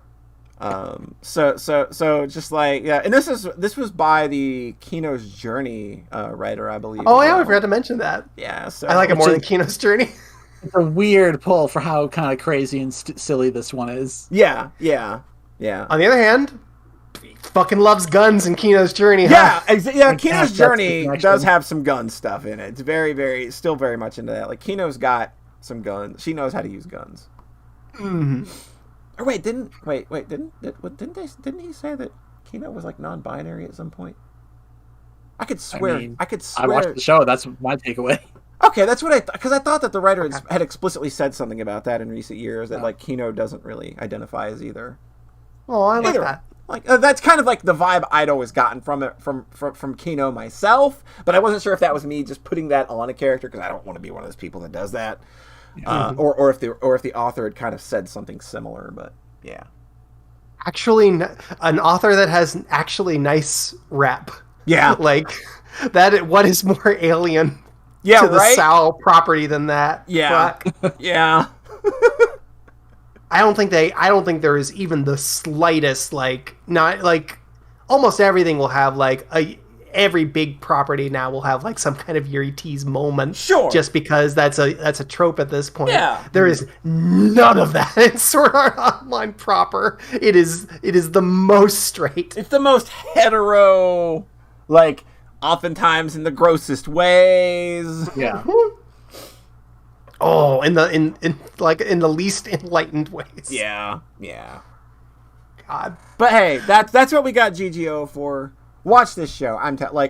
Watch this show and don't watch any other. Don't watch Sword Art anything Online. else. I promise you. So there you go. 2 anime bangers for your buck. If you got $7.99, go to Crunchyroll right now. You can watch both of these shows. You can go watch Promised Neverland and you can watch GGO. I guarantee you will have a fucking blast.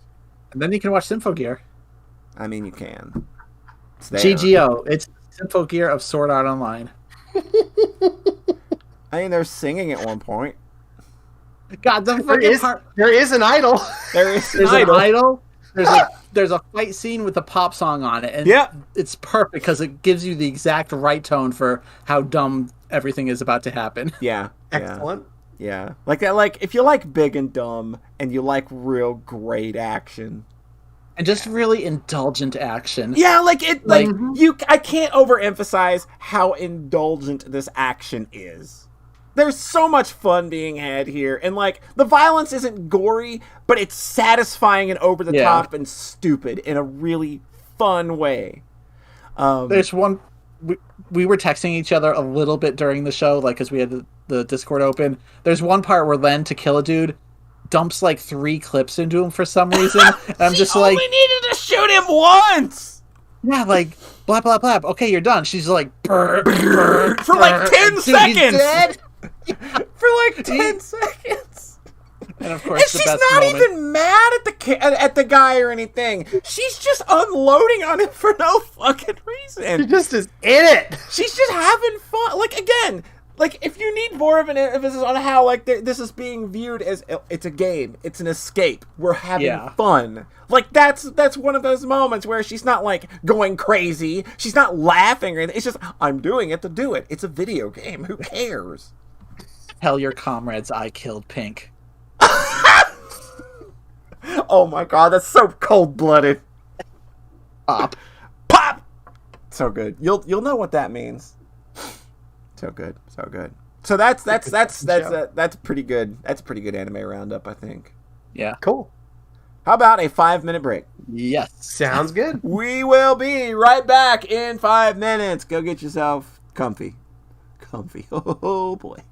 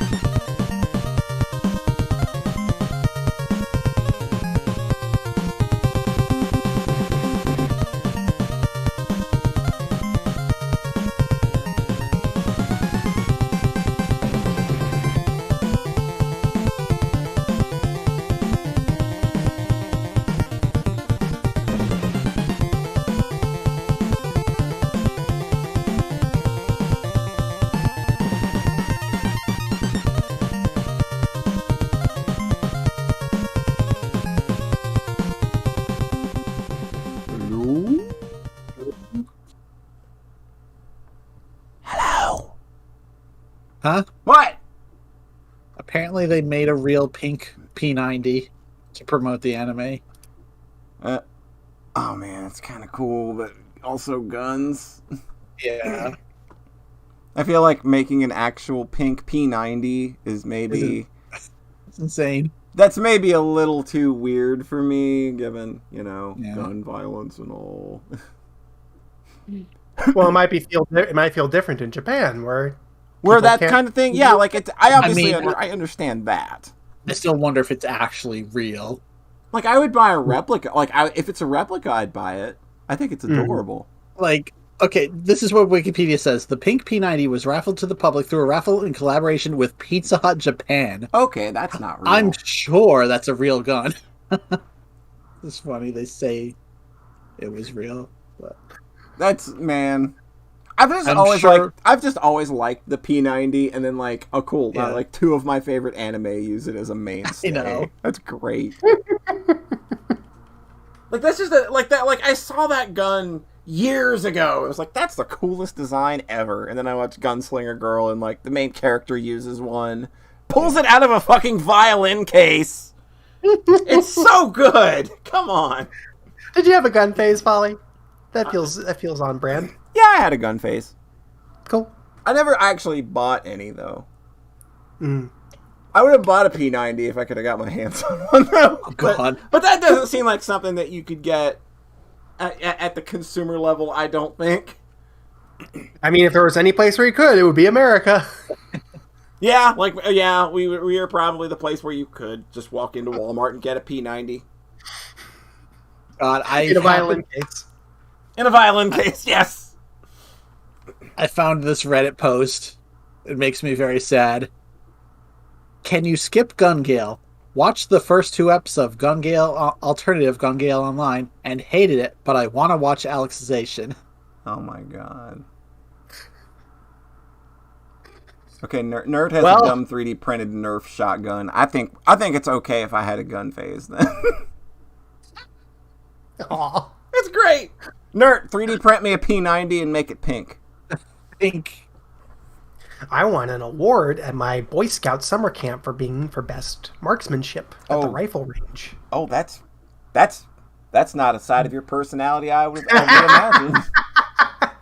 Yeah, he's more into arching now. Arching. Arching. I basically wanted to shoot guns again, and I was like, all right, what feels better than shooting guns again? I was like, take an archery class, and I did that instead. I would have taken the next. I think that I would enjoy that more, honestly. It was very pleasing. They're satisfying in similar ways, I think. Listen, a P90 makes a very satisfying sound, though. I would probably want to shoot one at least once. I had a rifle class. I did a rifle merit badge 1 year. I did the shotgun merit badge. Oh, good. So I know how those feel too. Nice. It's very. I've shot rifles. I've shot rifles and shotguns. Like those things got some kick. Mm-hmm. I don't know if it elevated to a full level gun phase, but I had fun. It was you seize whatever fun you can get at fucking like when you're like Boy Scouts. Yeah, like when you're like 12 and you get to play with instruments of death. Who's not having a good time, right? Oh my god. So what are we doing? If there's any place that you would do that, it would be at a fucking Boy Scout center. It would be in America. Yeah. If there's any place you were specifically going to do that, it would be around a bunch of fucking very weird Christian teenagers. Oh boy, that's It's a dynamic and a half. that is a dynamic I'm glad I never had to deal with. Yeah, you're lucky. Boy Scout sucks. I got to stay as far away from that bullshit as I could. It was nice. God. Hi, Frez. I want to try. Can we talk? Any? What? Yeah. Sockscast. Hi. Work first try. Nailed It can always be a shit show with Discord sometimes. So Oh yeah, like it's a shit show with Better than anything involving the internet and needing to communicate. Mm-hmm. Hi, Frez. So I invited you on the show today. For just no real reason. I just figured you maybe watched some stuff that you wanted to talk about. if you want to talk about it. Do you have anything that you've how are you doing, Frez? Frez watched doing Symphogear. When Frez watched Symphogear, we can talk about that. I'm fine with talking about Symphogear. That's right. I spent a year and a half watching, discussing, DMing Rhett, rewatching, taking notes, writing, pondering, procrastinating about Symphogear. All right. So I'm not going to talk about Symphogear because I literally wrote a book about it. So what I'm hearing is that it took you a year and a half to watch Symphogear. That doesn't sound like it was really compelling you all that much. I feel like if there was a show that you'd like chew through really fast, it would probably mean you liked it more. Now, in my defense, the year and a half is because, life gets in the way and you got to really think of these things. But and the I show's do remember not, if there's as something hypothetical that. Now, John, don't lead the witness too much here. This is John at full spite mode. That's all this whole segment is for! This whole segment is spite mode John Tyre. I'm so pissed off! Listen, if you come from this segment of mine watching one show, one Japanese cartoon, watch Symphogear. But if you come from it watching two shows, watch the program I'm going to talk about. Which is something I promised John during the whole Symphogear debacle. I said, as soon as I finish Symphogear, as soon as it's done and dusted, and I've got the end written on the page, I will view this program. And which you fulfilled beautifully.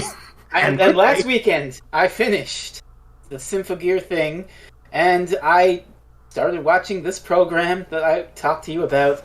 I watched a anime called Fate Stay Night Unlimited Blade Work. Oh! Tell us about this. Well, I didn't know anything about Fate. Well, I knew some things about Fate. Mostly I knew is that Fate had a bunch of cute girls in it. Which, this show definitely has a bunch of cute girls in it. It's also quite interesting to watch this Fate program, because, I didn't know much about the rules of Fate or whatnot, but I just sort of dove in blind, and what I found was interesting and compelling. Did it feel like it explained the rules well? Mostly, yeah. I like the way the show works. It's pretty clever about this.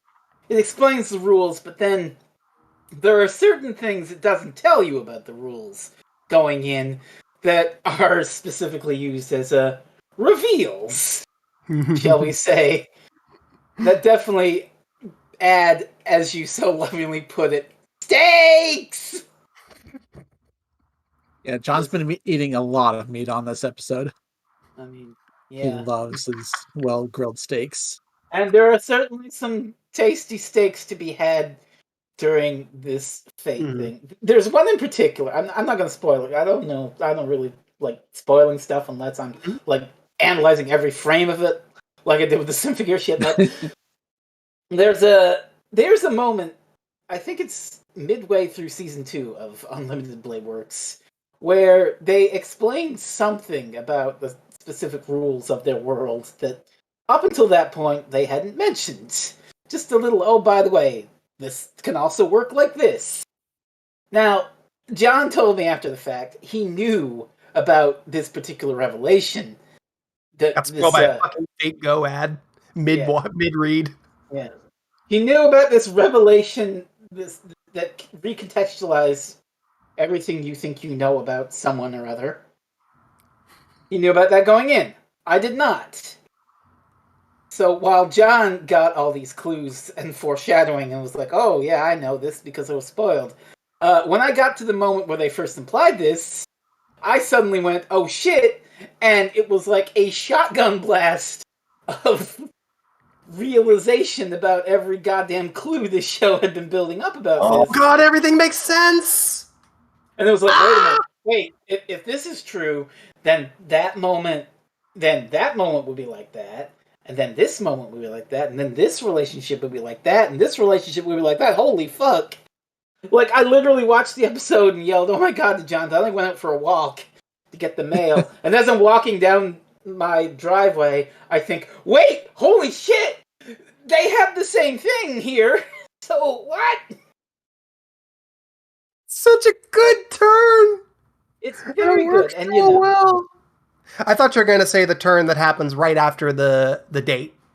Right before yeah. Okay, that's just the particular turn. This is the end of season 1 we're talking about, where it opens with it's a fluffy date between the protagonist Shiro and basically the girls that he is. Oh yeah, he become brings involved. Saber comes too, doesn't he?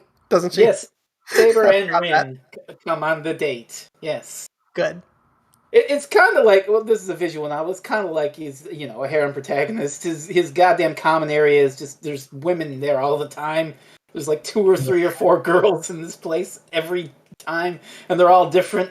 So you've got Sakura, who's perfect and wonderful, and Of course. wife. Of course. And then there's Rin, who's like, she's very good. Mm-hmm. She's sort of the tsundere, upperclassman. Yeah, she's like, if you, I don't know who you would kill if you did fuck, marry, kill for Fate, but I feel like Rin would be the fuck. Kill Sakura. Oh, I kill Saber. I would not kill Sakura. That'll come up in a bit, but but yeah. So the 13th episode of Unlimited Blade Works, which is this show has been slowly building up and whatnot. It's just this fluffy little date. It's cute, it's wonderful, and then bad shit happens, and the entire goddamn structure is tragically torn apart, and you're like, oh, that's why they did that. It was like, hey, here's this happy little thing, and it just rips it into pieces, and it's like, and again, it does so by taking rules that it's built and goes like, hey, didn't know you could do this. The basic thing is like they set up the rules up front, and then they just have this one thing, which is that every servant has a noble phantasm. Noble phantasms can all break the rules in their own unique way. So every time one of them gets introduced, it's just like the worst possible thing can happen because of the noble phantasm, and it rules. Like, you watch the show, you're thinking, oh, no, I asked John, what is a noble phantasm? Is it like a super attack? Is it like their weapon? And it's sort of both, in a sense. I mean, I coming from, like, JoJo, I was expecting this to be like their super ability, like a stand sort of thing, but it's kind of ish, but also different in its own sense. Everything's a JoJo reference. I like people coming in with different touch points. That makes me happy. Oh yeah. And this is also a cool perspective because I came into this story after watching Fate Zero, which is very different. It's a very different. There's no like high school rom-com vibe at all in Fate Zero. So like coming to that off of Fate Zero is like, whoa, this isn't Fate. What is up? What is up with that? That's interesting. I am interested in Fate Zero at some point, but I might. I think you recommended I take a little break.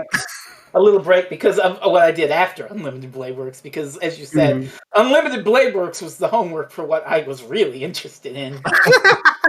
I was so glad that you're having such a good time with that one because like I feel like you like obviously like the one that Heaven's Feel is like my favorite, but I feel like if you're gonna enjoy Heaven's Feel, it sort of depends on buying into Unlimited Blade Works, and I did not really realize that until talking about it with Rhett. Blade Works is like the shot, and Heaven's Feel is the chaser in a sense. Cool. Hi, how about those fights at the end, huh? Okay. I will say this about Fate, and this is something I've been formulating in a while.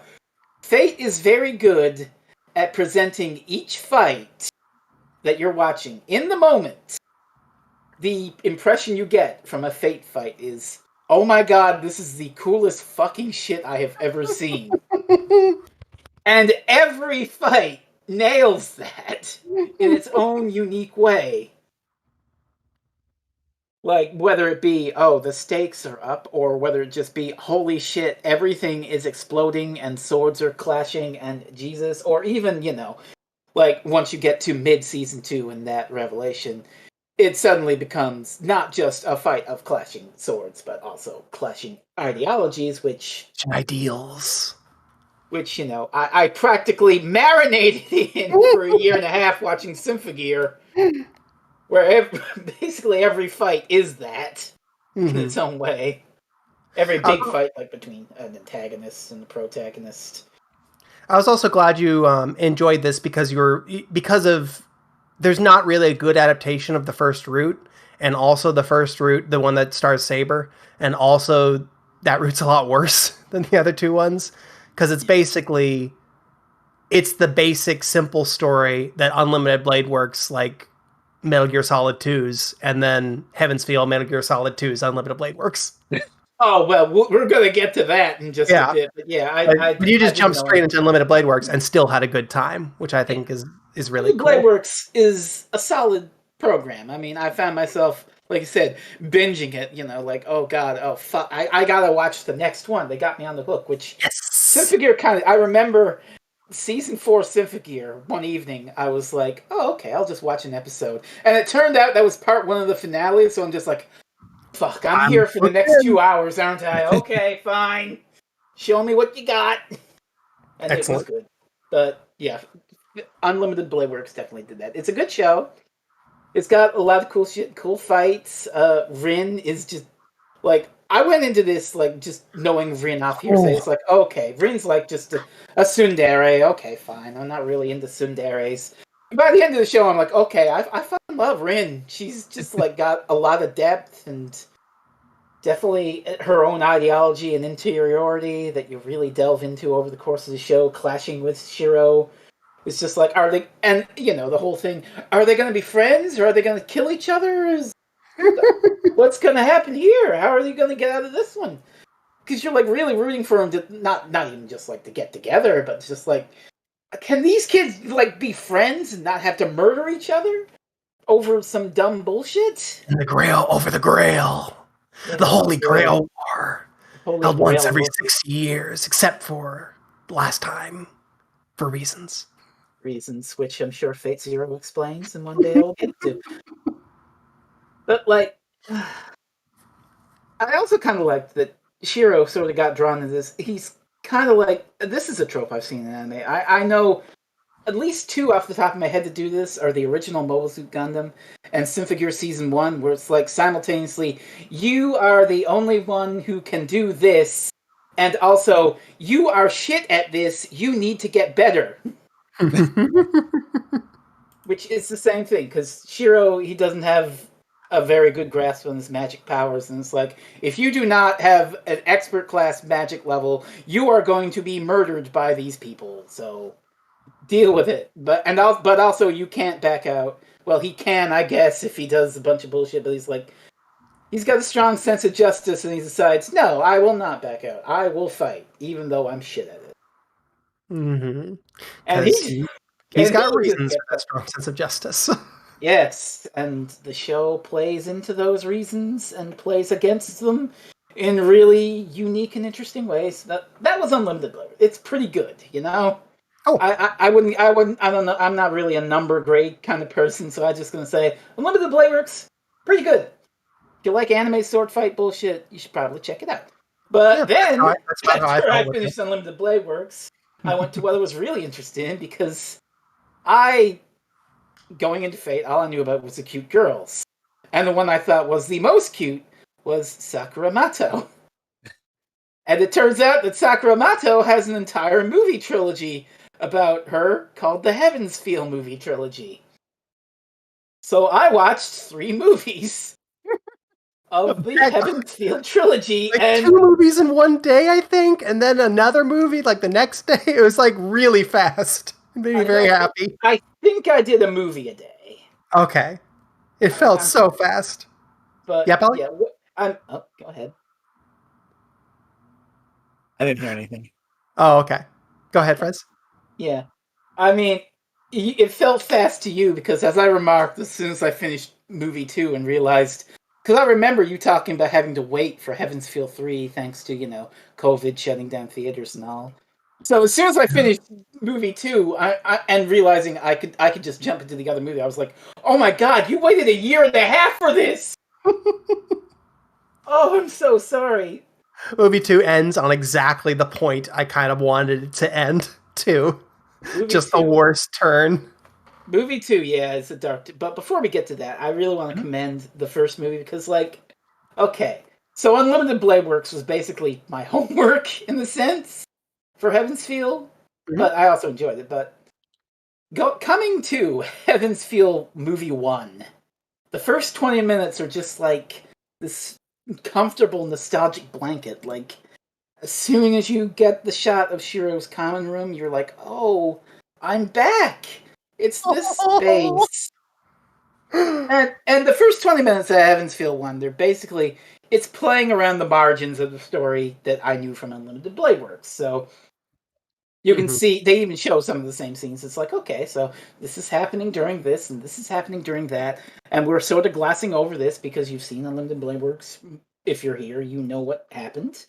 And I'm like, okay, I can deal with this. It's a story that's told within the margins of the previous story, because this is based on a visual novel, so it's like, here's all the shit that was happening with Sakura while Unlimited Blade Works was happening, because she kind of dropped out of the show for a bit there. Yeah.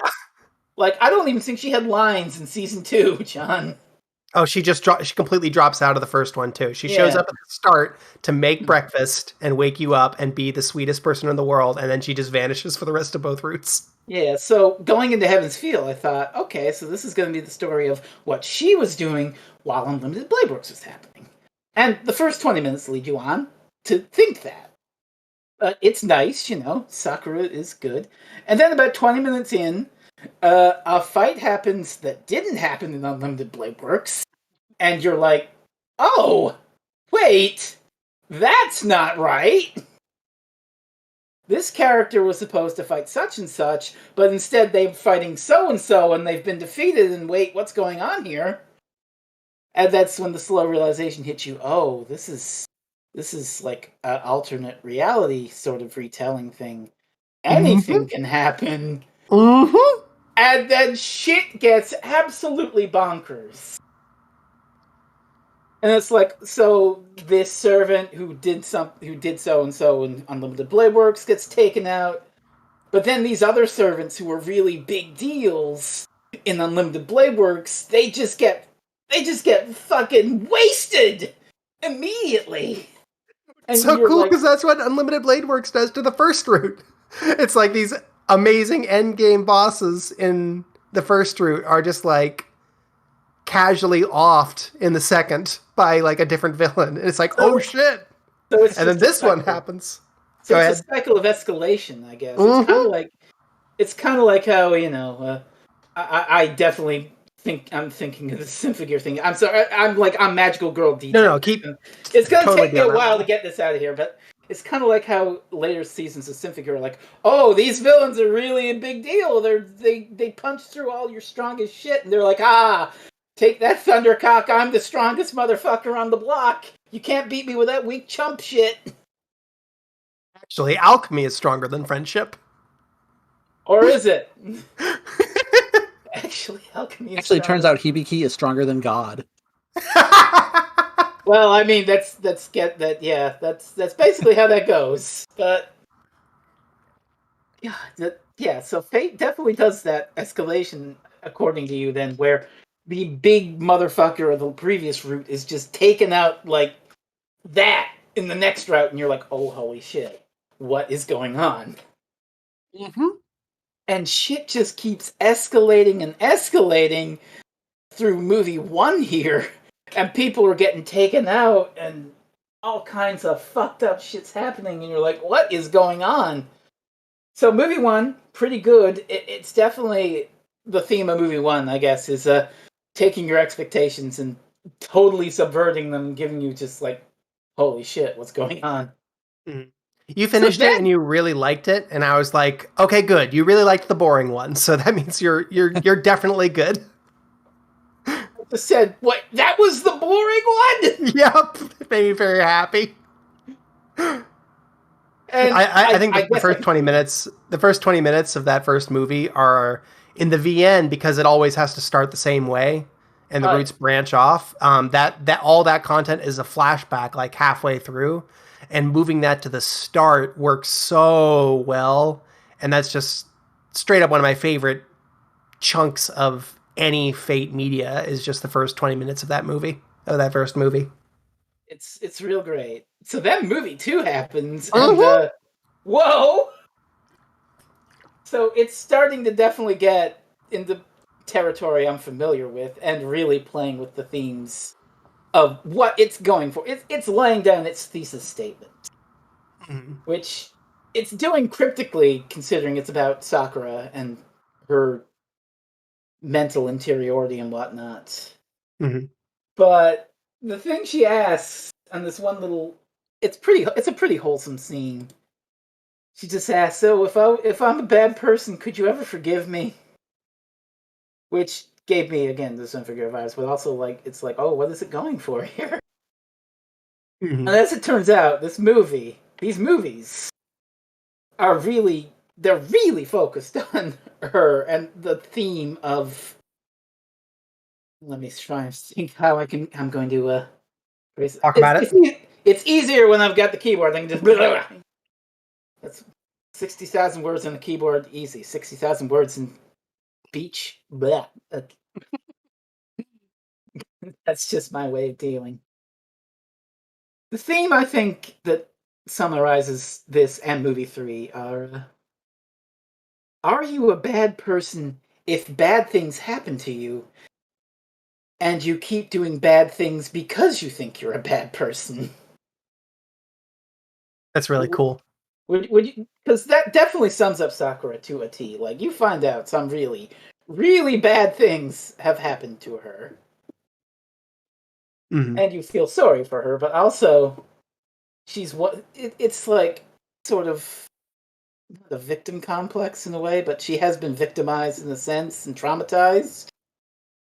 And it's like, if I'm not saved, if I haven't been saved from these bad things, well, then I must be a bad person, so I must be doing bad things. So I how can think anyone? I think that they're really willing to have her be shitty is pretty effective, is a big part of why the story resonates with me a lot. Oh Is yeah, that it's very willing to have her make really awful mistakes and do some really heinous shit.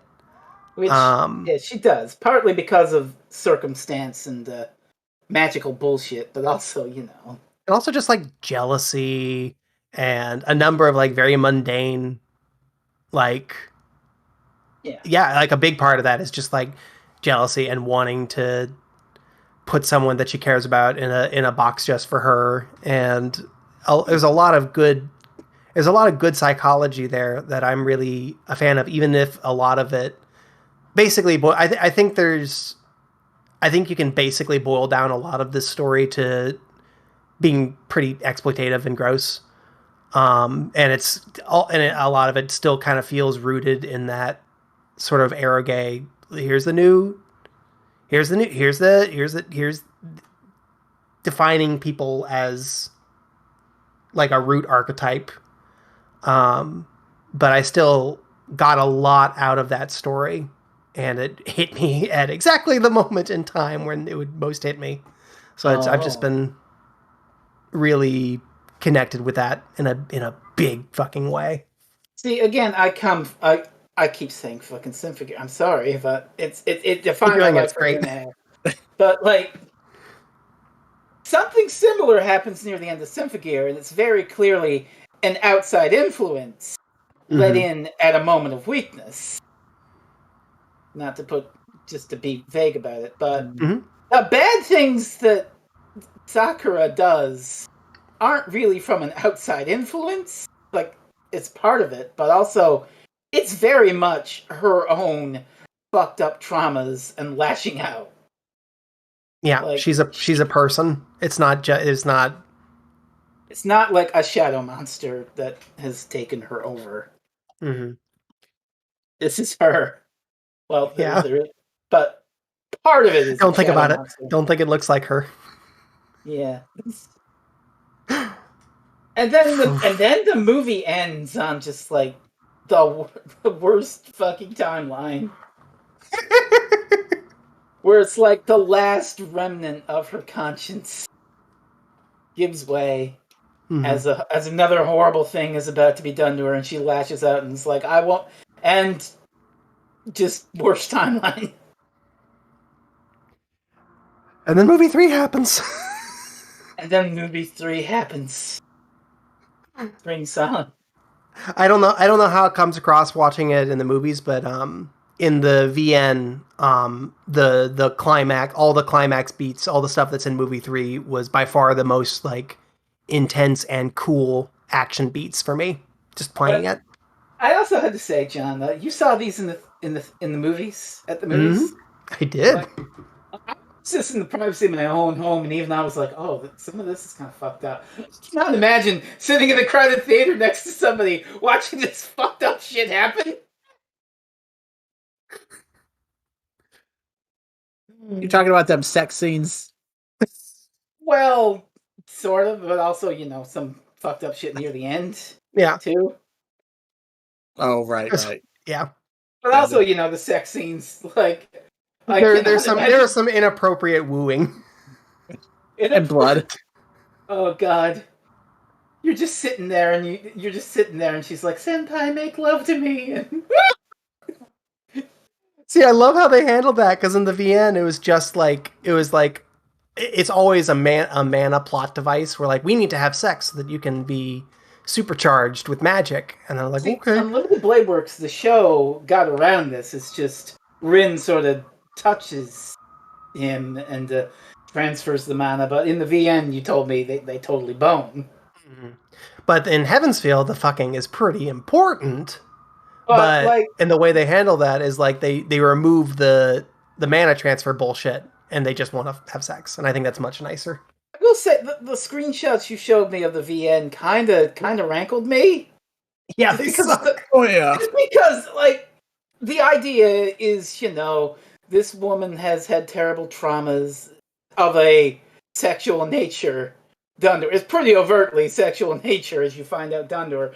And the VN is like, what is like, oh, her movements are like an educated prostitute. And I'm like, you fuck. Okay. Let's be clear. This is, there's a lot of very ugly bullshit throughout all of these games and all of these stories. And and like I said, it's ultimately all coming back to wanting to tell a pretty exploitative and, like I said, like eroge archetype focused story where like it's defining everybody in relation to Shiro. And like that's true even in Heavensfield, no matter even if it's as focused on her interiority as it is, it's still very much porn in like a deep tissue sense. And then the movies, the way they handle that in the show is they basically just class it up as much as possible. But I feel like fundamentally it's still that same kind of indulgent instinct, indulgent and ultimately like sexist instinct. I mean, not playing the VN, but classing it up worked. Once you post these out of context screenshots, I'm like, hey, maybe don't call the sexual assault survivor an educated prostitute in her movements while boning. What? Chair. Cringing. Yeah. All right, so to finish your. So, movie 3 happens, and a whole lot of bullshit has gone down, but it also just ties together in a really wild way. Like the fights, again, some of the hypest shit you've ever seen. Like one fight near the end is just jaw dropping. So even now, when it's got this serious like edge of, oh Jesus, full on fall into the darkness, like the fights are just holy fucking shit. The coolest shit you've ever seen. And you know exactly the one I'm talking about, John. Wait, which one? Well, I know which one I'm thinking of, and then Rhett knows which one he's thinking of. I'm thinking. I'm just gonna say the names of the servers. Go for it. Saber versus Ryder. Yeah! I win this one, John. I win this one. You win. See in the VN, it's Shira and Berserker. That's the coolest for me. I mean, that's a pretty neat fight too, and it's got a nice emotional ending. I'll give it that. Right, was like, he just hits him like once and he dies. What the fuck? And I'm like, no! The Ryder versus Saber one is like a full 2 minutes of pure animated bliss. It's the most Symphogear of this whole thing. Yeah, sorry, John. I'm gonna have to give Rhett that one. It is very Symphogear. It's fine. It doesn't come across as well. I wrote the book on this. I'm the authority. It's very Symphogear. They don't play the doo doo doo doo doo doo song in the Rider fight. God. I also appreciate that Ryder got a moment to shine because in UBW, it's she's dead. one-shotted. And it like seems very early. And it seems that Heaven's Feel does that too, but then it doesn't. And it's like, oh, Ryder gets to do shit in this arc. It's wild. But and just it keeps going with the action. Like near the end of the movie, it's basically just Metal Gear Solid, Liquid versus Snake. Just exactly where my brain went reading it. I was like, this is like a fucking Metal Gear climax. Like, I mean, I don't know how the end frames it, but like, it's just the lighting and shirtless dude punching another dude. It's like, it's so Metal Gear. It's so fucking choice. Oh my god. And you've got even more of an emotional core, just like the confrontation between Rin and Sakura, who they have more of a connection than you realize at first. And it's like it's very much not just a magic bullshit fight or a clash of ideology. It's just regret and bearing one's inner soul and traumas as expressed by a confrontation. I told you afterwards, I feel like Rin and Ilya are kind of the ultimate heroes in Heaven's Feel in a major way. I get you. Ilya, I haven't really talked about Ilya. She got a raw deal in UBW, but she's pretty good in Heaven's Feel, and the ending. She's extremely good in Fate Stay Night, and don't look anywhere else. that's all you need. That's the only Ilya content you need. She's very good in Fate Stay Night. God, that's just... And Sakura does get a moment where she, the one moment where she confronts one of her abusers is, the climax to the second movie, and it's sort of a lash out. But the other abuser, she definitely gets a catharsis of sorts. Mm-hmm. At the same the way time, both of those characters get offed is very cathartic and but like darkly so, because it's hurting her too. Yeah, it hurts. It's like, okay, you got your revenge, but now what? You just ripped your soul out. You're still hurting. I love this story a lot, even though. And the ultimate resolution, the thing that redeems her, is just it's built up by the rules, and I just. In the oh, do you mean the cool knife? Do you mean the very cool knife? I mean the very cool knife. You mean the very cool knife? Yes! It's a cool knife! It feels really good, doesn't it? I was just hooting and hollering like an idiot. That made me so hard at the end. I was just like, oh my god! Oh, like, all that build-up, knowing the let's say the abilities of this very cool knife, and seeing it pulled out via other abilities, you're just like, it was such a Brandon Sanderson moment, just like everything coming to a head in like this major way, and I was like, holy shit! And there's sort of a cost, but in the end, things do sort of work out. Like, he's such a sap. Every single route ends with a soul-rending, warm smile. Every one of them has that moment, and it's just like, oh. Garden of Sinners too. You can sum up the resolution with just, "Are you happy, Sakura?" Ah! So that was Heaven's Feel, and it was very, very good. It goes in some very dark fucking places, so be wary of that if you decide to seek this out, but it was very good, and I enjoyed blasting through it and screaming about it with you in DM, John. I'm so glad. It's hard not to be confronted by like a lot of the ingrained ugliness, especially reading like some of the preceding work, which dives in like Tsukihime, which dives into similar themes in even more exploitative ways. So it's just like, okay, I kind of see a lot of the ugliness at the core of this, Yeah, but that doesn't change like how hard it fucking hit me in the moment. there's a line between, tackling these subjects with tact and tackling it with, a lack of tact. It seems like the VN hit it with a lack of tact, and the anime sort of went, "Oh God, make this look as nice as possible. Trim around it as much as you can." I will say, like deep tissue wise, I think that it's ultimately nicer than Fate Zero. Which I don't. that's interesting, and I'll maybe see that for himself one day. I think that'll make an interesting point of comparison, especially because they basically retell like bits of Fate Stay Night, bits of Unlimited Blade Works, and bits of Heaven's Feel in Fate Zero, all of them in like slightly different ways, coming to slightly different conclusions because it's a different author. It's very cool. Oh, that's it. And that author is Urabochi. Monica, yeah, the manga guy. That's what he wrote in between Monica and some really gross VNs. Oh boy!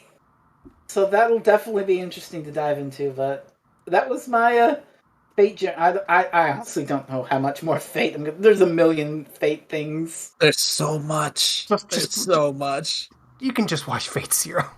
Yeah, that's it. You're good. I haven't even seen the one with Unu yet. With Uma, oh my god! Yeah, they did an adaptation. That's Fate Extra. It's the JRPG series for the PSP that was also written by Nasu, so it's probably better than a lot of them. And the anime doesn't seem like it was very warmly received.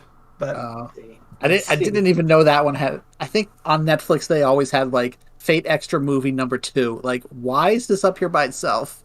Oh, weird. I only knew that they had one season. I'm not really sure. I might be entirely off base. So, in summary, I yelled to Rhett in DM about Symphogear. I yelled to John in DM about Fate. So what anime am I going to scream to Polly about going, oh my god, holy fuck, I can't even... Gun Gale Online. There you go, Gun Gale Online. I don't What were you going to say? I don't even know what could evoke that much conversation. Like I don't know what I would watch or what I would even recommend to somebody. Ollie, it's really funny though. I made that exact joke that I just made to John. Like I think it was either today or yesterday, and you know what he said? Gun Gale Online. Good lord! No. I don't know that Gun Gale Online is like that deep dive kind of show though. I feel like that's a show you watch. You watch it and you go, that shit was fucking cool. But what else do you say about it? There's nothing. There is nothing thematic running through Gun Gale Online. It is brain dead action at its finest. That is what you're going to get. You're not going to get much conversation out of it beyond it just being But the conversation is, man, that was fucking cool. Let's watch it again. I think I know the beats of Gun Gale Online because at one point I fell in a little rabbit hole of videos tearing into Sword Art Online, and I happened to see one like summarizing Gun Gale Online and the shit that happens in it.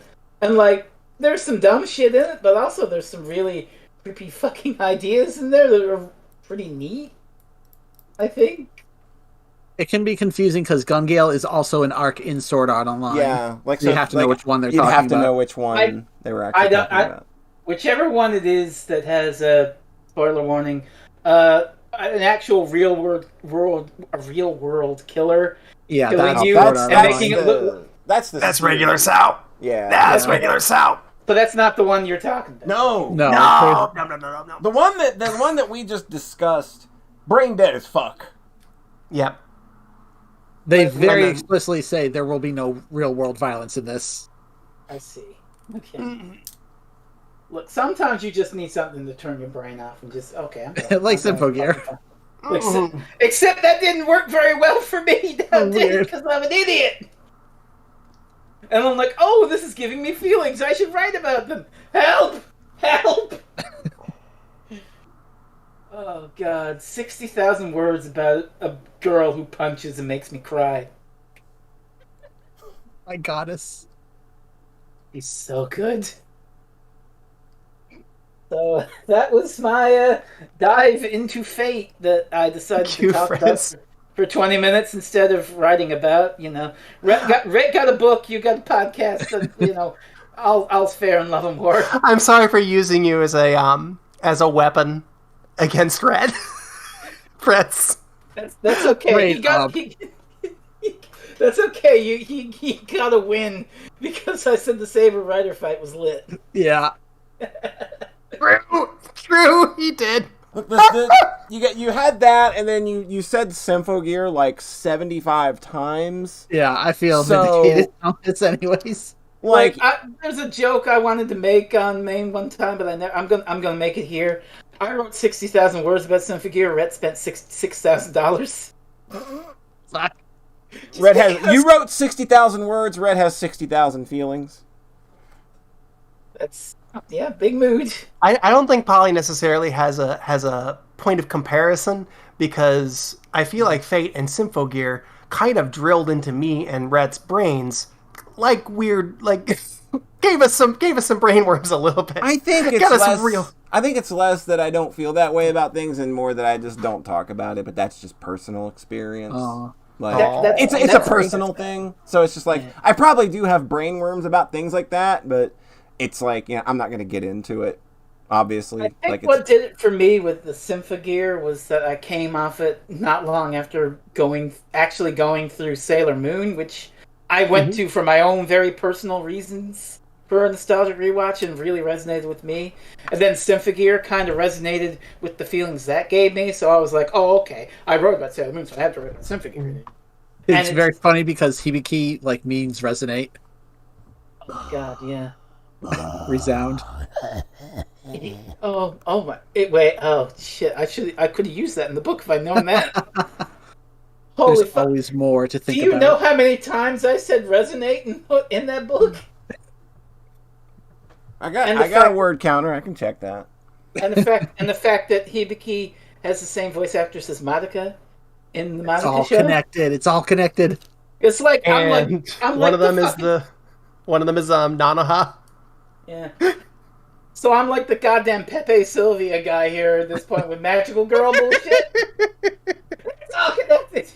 It's such a good point of watch Princess Tutu. That'll be a nice. That'll be a nice chaser. Wait, no. You know what I need to watch? People have told me to watch Princess Tutu though. I think at some point I need to watch Utena. Utena is going to give you some good brainworms. That show is dense. Yeah, well, I need to take a magical girl detox and just sort of that's focus on my own shit. But thank you for having me. Absolutely impressed. It was a pleasure. If I may plug one or two small little things before I go. Mm-hmm. Well, first of all, my blog FresnosRavingRants.blogspot.com, where you can find 60,000 words about Symphogear. Absolutely, I post that in the chat. And I also would be remiss if I did not mention, and I need to look at our Twitter to see if I have that right. Nope, I just checked it. That is the correct link. No, a different Twitter. The Twitter for the podcast that I do with my friends Rainiac and Concave Usurper, talking about classic episodes of Doctor Who reviews. And you can find our feed on Twitter at ReviewsDoctor. That's reviews, capital D, Doctor. Cool. And tomorrow we're doing a podcast on the worst story of the show, and I hate it. I'm going to yell about it. So you get to do one episode of a podcast where you get to just have a moment of joy, and then another where you get to have a moment of just complete disgust. Yeah. This was the movie trilogy about like trauma and murder and hurt feelings. That's the good podcast experience. I mean, to be fair, if you listen to our podcast long enough, I think everything we watch or engage with comes down to that. Comes down to some kind of trauma. Yeah, it's really a recurring thread. Gosh, but yeah, thanks so much for having me, everybody, and thanks, Braz. All right, I'll hop on to the thing and listen to the rest of the show. Just I'll be hanging out. So you three have a good one, and we'll see you. Right. Oh, Thanks by for the coming way, on, Freds. one more thing: Famicom Detective Club are good video games. Yeah, I'm getting Nice. those at some point. Like, I'm not jumping Nice. into them right away. They'll be there when I want them. But they, like, Yeah, ever since they were announced, I was just like, yep, I'm getting those. I blasted through on the weekend. Just quick review. They're very faithful 1988 adventure games, but they're wholesome and nice and murder mystery sort of things. It's just comforting. Right. It's a little obtuse and frustrating, and a handful of moments. I'm kind That's of my glad they review. kept that shit. Like, I know that they kept some of the weird, obtuse bullshit in those games. I'm just like, I'm glad they didn't go back and smooth that over. They didn't, AM2R it. Right, Say yeah. what Oh Mhm. God. they are. Yeah. Cool. Good comparison. Yeah. So that's that, and bye everybody. Take it easy. All right, Thayer. Hi. Thank you all for being patient with that. That was an absolute joy, and I really liked having Frez on. I really appreciate. Because everybody gets that. Everybody gets one now. Like, if nobody else on the podcast likes a thing that you talk about, everybody now gets to bring someone on to talk for an hour about the thing that they like. That's a thing we get to do now. That's a weapon we get to wield. Just with Boy, I've got multiple weapons now. yeah, like you can literally just come back next week and be like, all right, I'm going to bring Fresno on and we're going to talk about Sympho Gear. I've got this button here, this big red button. It says, John made me watch Sword Art Online 2. Oh, jeez. And I'm allowed to press it at any time and make him watch something. Oh, that's so terrible. That is a scary power to have. Yeah, I've withheld on using it for like over a year. Oh, I like that. Like, you got to hold on to that, cash it in at the most opportune moment. I know exactly when. Oh. I know. I don't know what it's going to be. So, John, what else have you been up to? Do we have anything else? I have something else, and it's not evil. It's Hunt Down. Yeah, okay. Hey! That's a video game. This game's good as hell. Woo! Crunchy. Seems really good, yeah. So there's a couple things I love about this. It's basically the same thing Polly promised on the podcast, which was just like, hey, this is not Contra. This has a sort of weightier feel to it, and it's got a lot kind of flashback Blackthorn vibes where like you can literally like pull back against cover, pull back under cover, pull back against the background to dodge bullets. Yeah. And you got a slide and you got a number of cool little doodad movement tech things. It doesn't feel as heavy as like those sorts of games. But it's definitely a different flavor from like the kind of console shoot 'em up platformers that I'm used to. You get a little So- bit of movement nuance where you can like be running and then press down and you'll start sliding forward, or like the quick dash that you have. Like this, the run forward slide especially is just kind of like slide into cover. It's Yeah. not really a slide to evade things. Yeah. Like even like the dash is like way slower than something like in Contra Hardcore where you have invincibility frames. This is just like, hey, slightly quicker movement. Yeah. And you can also, I think you can just like kick enemies in the air, which is Yeah, you can just extremely get cool. close to them and press the attack button. You'll kick them and then you can just shotgun blast them away if you want. It's real good. Fucking rules. You get weapons, but they're constantly running out of ammo, so you're just constantly picking up. But then you're getting this stream of new weapons all the time. Yeah. So that's also a very.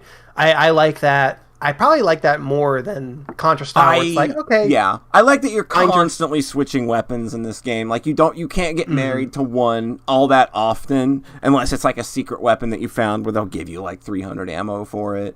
But like most guns come with like if it's a shotgun or something, it's like 4 to 10 shots, and it's like if it's an automatic weapon, you got maybe 30 shots, and you got to be bouncing back and forth between shit. It makes it feel like a real kind of just like gun battle out in the streets where you go out there with what you got and you got everything's secure on site. Yeah, a lot of them are dropping from enemies, so it's really kind of kinetic. Like, okay, take his gun, shoot the other, grab that guy's gun. Oh, I got a flamethrower at one point though. I was just like, this fucking rules. Oh, it's so good. Oh my god, the flamethrower feels so good. And then I died and had to redo that part. I was just like, no, I hate. I killed everybody in one shot. Now I have to do it for real. When you get to the end game, you start having to actually learn sections. Yeah. Feels real good. It's like, oh, I posted a video where I just like had this section down, and it felt so good. Where you're like, throw an axe at a flying enemy. The flying enemy spirals down and explodes on the ground. You jump out of the way of the exploding enemy. Then you know these enemies are going to spawn, and you throw a grenade over there. And it like the way the action choreography works, and the way it works because it's different from a lot of console shoot 'em ups. Feels real fucking good. I really dig it. I love the axe. Just hitting a hit on that. Yes! Oh, it feels so good. All the Just thrown weapons, Yeah. weapons other than grenades have a very generous auto correct on I their noticed arc, that. so that when you throw it, like if an enemy's close, it'll just go ahead and make that hit for you. But it feels so like good. it feels like a skill thing where it's like, oh no, it arced up and hit that guy right where I needed him. Yeah, like it always hits at like the coolest moment possible. Grenades also, like, those are so bad in so many video games are grenades. But the way they make it work here is that the grenade explodes once it's overlapping with an enemy. Yeah. So if you aim it right and it lands on an enemy, then it'll explode and do a bunch of damage, and it feels real fucking good. Yeah, I think that's how Bionic Commando rearms grenades work too. Nice. Yeah, you can hear it beeping this like it's a proximity thing. That's just like, oh no, I see an enemy, I'll explode now instead of waiting like 3 seconds. Yeah. Yep. It's Like very smart. I've been able to use grenades against bosses, which feels like unthinkable in most other games similar. Where the boss moved and it exploded 4 seconds later. Cool. Yeah. The bosses get so fucking cool. Yeah, they're really good, even like in the second world. Yeah, like even early, like I described them as just like they're very simple scripted micro challenges that like they escalate over the course of the fight. Like even though they're just really simple, like almost like SNES Genesis patterns, really, and they rarely deviate from those patterns. But they escalate in really satisfying ways. Yeah, I totally see that. It's like you have this one really simple phase at the start, and then second life bar. Now I'm doing it faster and with an extra twist on top, and then halfway down that life bar. Oh, now I'm just doing the whole same pattern really fast. Yeah. Feels fucking great. And, like the world, like when you get to the end of a world and like the big climax boss fights. Oh god, they're so big and stupid. It's so fucking choice. He stole a police robot. That's the only one I've seen so far. It's really good. I think my favorite gang is the Misconducts. Yeah, that's the second one, right? Yeah, that's the hockey team. Yeah. Like they're so man, they're good. So fun. They're so good. And the one other thing is the cool kind of structure thing, which is that it's divided up into basically 4 worlds of like 5 levels, and it kind of just feels like 4 episodes of a cool DOS game. Yeah, Like, yeah. It which I very really much, dig. It's going for that feel, I think. So the way it like came together for me was that it felt like it was a 2-hour game. It was like a long game that, I mean, it wouldn't be 2 hours if you did it all without dying, but it was a pretty long game that still felt very compact and immediate. Yeah. And like it would be rewarding to play closely, which I don't get from a lot of games that are action games that are this long. And I think it's because it literally basically feels like 4 episodes where it's like you could just play one at a time. Yeah. I think I started doing this. I think I would find a lot of joy in trying to beat each level in one life. I think that'd be really satisfying. They just added an arcade mode literally like a day after it launched on Steam, where you've got limited lives and you have to go through each gang. You can continue, of course, which kills your score. But like the object is obviously to do it in as few lives as possible. And it's all set to hard mode, which is that game's got a real satisfying hard mode. That's pretty much exactly what I Well, that's so ideal. I didn't know what the arcade mode was exactly, but that just sounds perfect. That sounds like exactly what I wanted. Yeah, it's just a score. Like it's keeping your score, and like you can still continue when you lose all of your lives, but it resets your score. So you're still incentivized to just like, okay, let's just start that over. And then they just do all the stages sequentially without going back to the map. Yeah.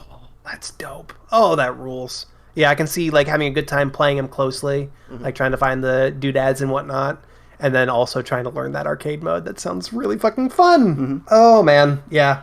This one, like I was comparing it a lot with Blazing Chrome in my head because those were kind of the big high profile run and gun indie games that I played with fucking gorgeous pixel art that I played in the last year, and I think it's the thing Brett said earlier, where it's like this has a very cool, defined world that it does without a lot of, without a lot. It's like all in the margins, but it still does so much with it. Or it's taking inspiration from so many things, like you get the Mad Max and the RoboCop and the Blade Runner and all that. Yeah. But then it's taking inspiration from so many fucking things that it just feels like its own thing. Yeah. And there's so like this game has all the art, every bit of it, every art you've ever imagined. It's crazy. It's dense. Like every level is worth going back and just looking at because there's little details everywhere. Like this is so labored over, it's ridiculous. I love the dialogue. I love all the VA. God, the VA is so cheesy and silly and just like the quips, the one-liners, they're so fun. I played with Anaconda, of course. Yeah, so she had such good personality. The soundtrack is amazing. Soundtrack is fucking just stunning. I was playing that first level, world track, that big one. It's got that big 80s synth vibe. Yeah. Which is like one of my favorite aesthetics. Yeah, it's just heavy like, synthwave. Yeah. Is it sort of what Hotline Miami does? I can't really remember. It's very similar to Hotline Miami, but it doesn't have like the same kind of drops that Hotline Miami does. Or but the bright neon aesthetic. But it's really drowning in that like synthy kind of coked out vibe that Hotline Miami has. It's just not quite as blown out as Hotline Miami gets. I think it's like I think it's one of my favorite aesthetics. Yeah, it's a good is what I'm thinking. It's like what it's just like the second the big synths start hitting in like the second or third level, I was just like shivers down the spine. Oh yes. Oh, this is what I like. This is good for me. Yes, please. Everything booms real good. Everything just explodes in such like there's so many explosion animations. Jesus Christ. You have to wonder if they just got like that, like they made some kind of explosion generator that just pops off every time something explodes, and because nothing feels the same every time. Nope. God, all the weapons feel so good. Yeah, and it's just like it's a game where like you've got pretty standard weapons. Like they're not crazy most of the time. I don't think it's not crazy Metal Slug weapons or anything, or crazy Contra weapons. It's just they're pistols and guns and rifles that they sound like their real world counterparts, and they just got a little bit more boom behind them. And enemies go flying in a real satisfying way when you waste them. It was pretty funny starting this like right after watching GTO and just being like, "Ah, yes, this is my anti-tank rifle." Boom, boom, boom. Yeah. It's so fucking good. And I remember thinking like going into the end game. I'm not going to say anything specific, of course. Yeah. Where I was just like, okay, John, you've been kind of going a little hard on the whole like, gotta go big at the end. It's like a Kamiya game. Because I was talking a lot about Devil May Cry 4. Yeah. And I was talking about a lot of games like that. And I was feeling like I was being a little bit like wanting one thing out of every story and being disappointed if I didn't get that one thing. Yeah. So I was just like going to the game like, okay, this isn't going to have a big over the top climax because that's just not the kind of game this is. It's going to have another cool boss that's about on par with the preceding bosses, and I'm going to be satisfied with that. And then it went really fucking hard at the end. Yeah, it goes really hard anyway. It goes really hard anyway, and it rules. Yep. Shit, I'm It's dope as excited hell. now. It's really good. Like I said during the Game of the Year podcast, even though it didn't win my Game of the Year, like Hunt Down is like one of those games that I want to champion. I want more people to play this because I know this community's tastes. I know the things that hit. Hunt Down is one of those games that's going to fucking hit. Like, give it a shot. You will fucking love it. I guarantee it.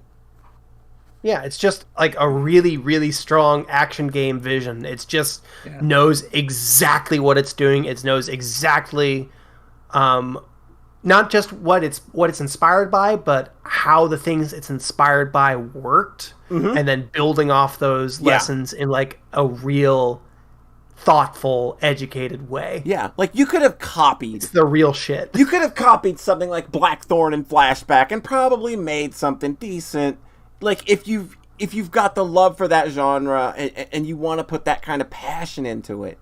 This goes so much further than that, though. It takes those ideas, it expands them, it tosses in some extra shit that feels like maybe it was inspired a little by Turrican, things like that, to kind of like make all of this like diving behind cover and shit, plus the all-out like run and gun shit feel really good mixed together. Because hiding behind cover, you don't feel like you're just sitting there poking at enemies, because like the enemies are still pretty dynamic, even though the bosses are a bit more pattern based.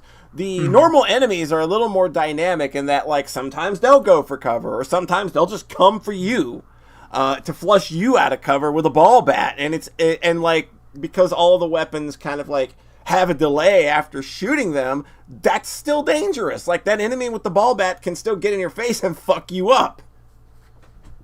So smart. Yep. It's just one of those things where just the vision is so strong and complete that you just finish it and you're just kind of blown away. Like, you knew exactly what you wanted to make, and you knew how to make it, and you did, and you worked as long as you needed to make it as loved on as you wanted. Yeah, like the competency behind this, the strength of the vision, and like the utter confidence this game has in just everything that it's doing at all times is just unfucking believable. Cool. I hope you have a good time with it, Rhett. I do too. I think it sounds like you're in it already. Yeah, so. if you enjoyed the first world, definitely if you got to the end of the first world and you liked what you saw, like you were going to like the way this game escalates. Yeah. Yeah. For some reason, I'm thinking a lot about Valfaris right now, like as a similar kind of heavy platformer thing. Valfaris, like it's a different kind of game. It's more like I feel that like Hunt Down lends itself to being a little more methodical. Where like there's no cover in Valfaris. There's no cover in Valfaris. Valfaris is all out all the time, and like kind of sinking your teeth into these really big segmented levels and these portions where sometimes you just got to get it down, and then fucking run your game. But Valfaris has that same similar kind of heavy fucking feeling to it that I wasn't expecting going in.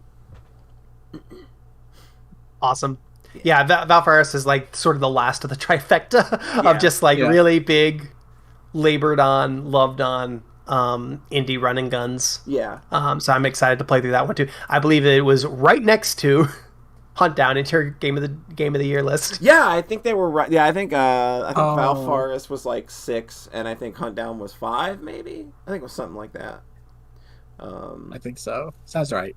Yeah, but just because they didn't make 2 or 1 doesn't mean that they should. Like those were the highest rated action games on my list. So. Yeah. Because everything else was non-video games, really.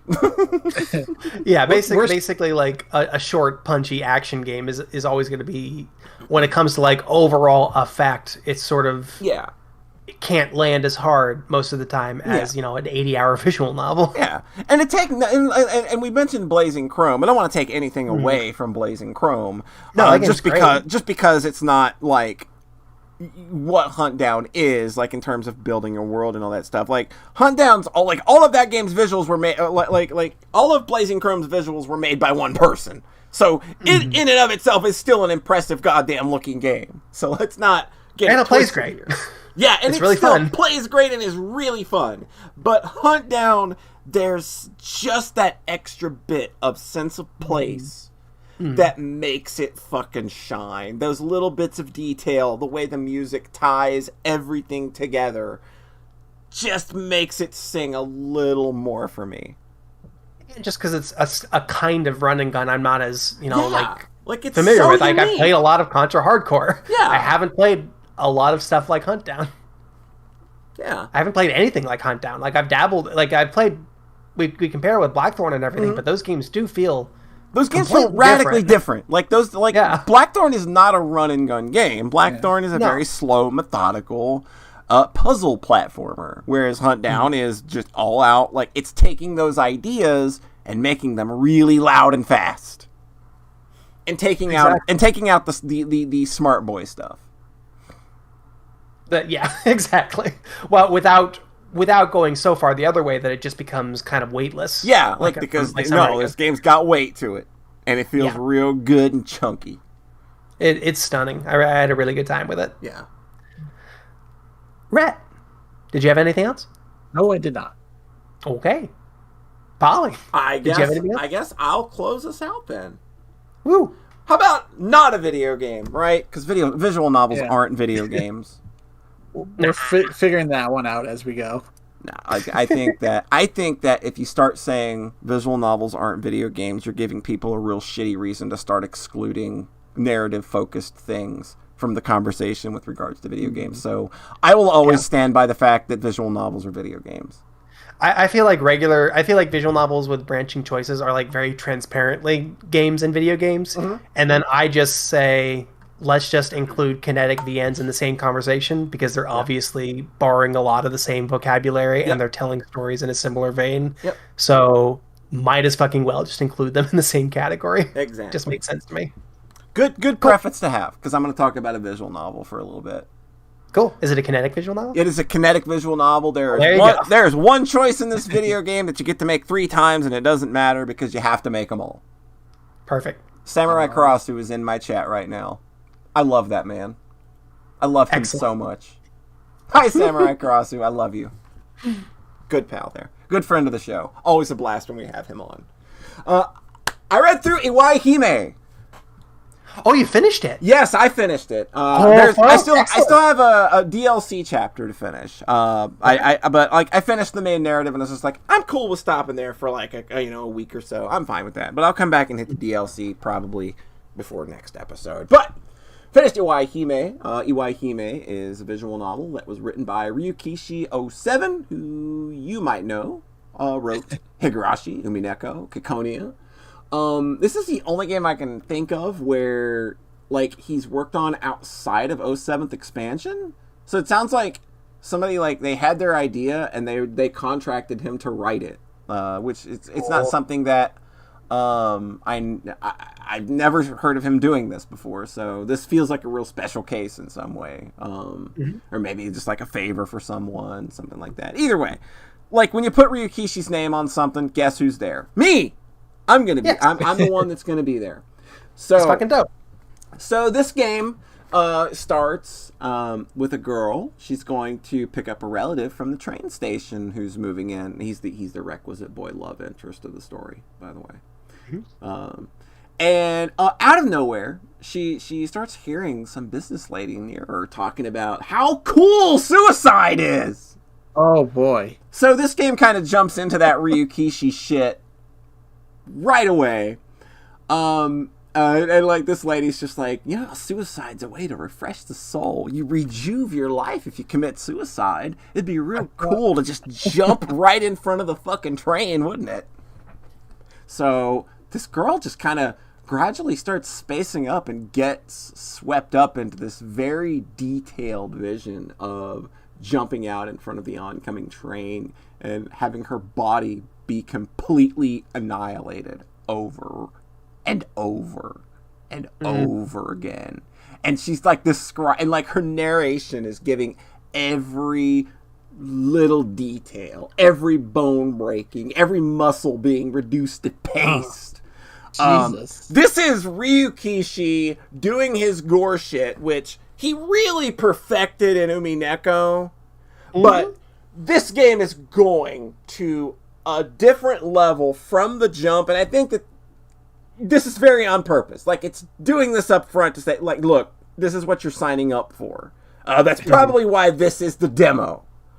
Like, and this description just goes on for like 10 minutes. Like, it was, I think people in my chat mentioned they were very horny over, over the way that this girl is just like she's fully caught up into this idea of having been run over by the train and having her body be completely destroyed over and over. Like, and there's a romance to the way that she describes it is so, like, it's very romantic and like the weirdest way imaginable. And like, she's just super into it. And then she snaps out of it. Than suicide, says Samurai Karasu. Nothing gets him harder than suicide. Right, like all of us. I feel like that's all of us. So she snaps out of it. And we find it's just like this weird dreamlike vision that had just kind of been blanketing her reality.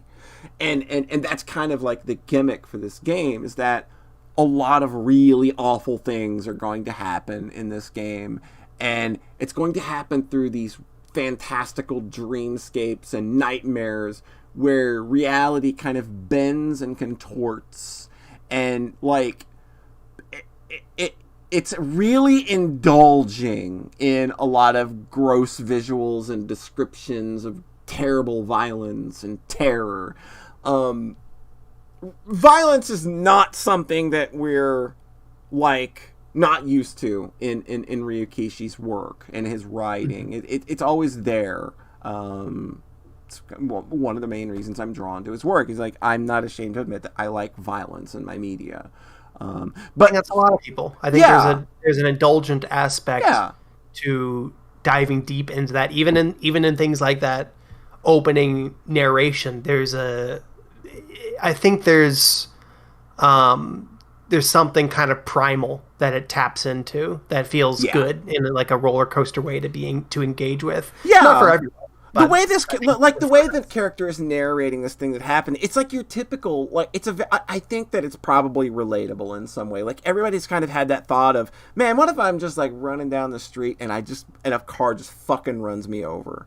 Like, what if that's it? What if that's the end of my story? I think that, like, at least people who maybe kind of live in a headspace that I've lived in through some points of my life, maybe those are kind of things that you've thought about, but like, this is a way more indulgent version of that. And that's kind of like like, this is Ryukishi kind of indulging the type of violence that he hinted at in Umineko and Kikonia, but like, this is him just letting loose with it, and I feel that it's a lot more intense than those games. It's very indulgent, and that's totally fine. Like, sometimes a writer needs a space to play in, and I feel like that's what he's doing here with the violence and the darkness that he gets to play around with in this game.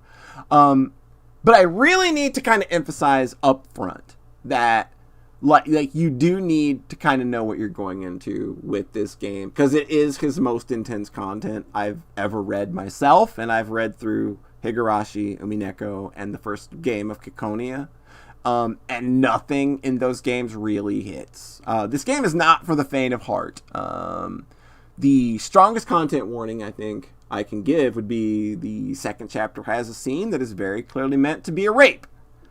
And it lingers on it in a way that was uncomfortable enough for me to not stream the rest of the game. Because I had started this as a streaming project, but because I didn't know what the rest of this game would be, I didn't feel comfortable streaming the rest. There's nothing that gets worse than that particular scene in the game, mind you.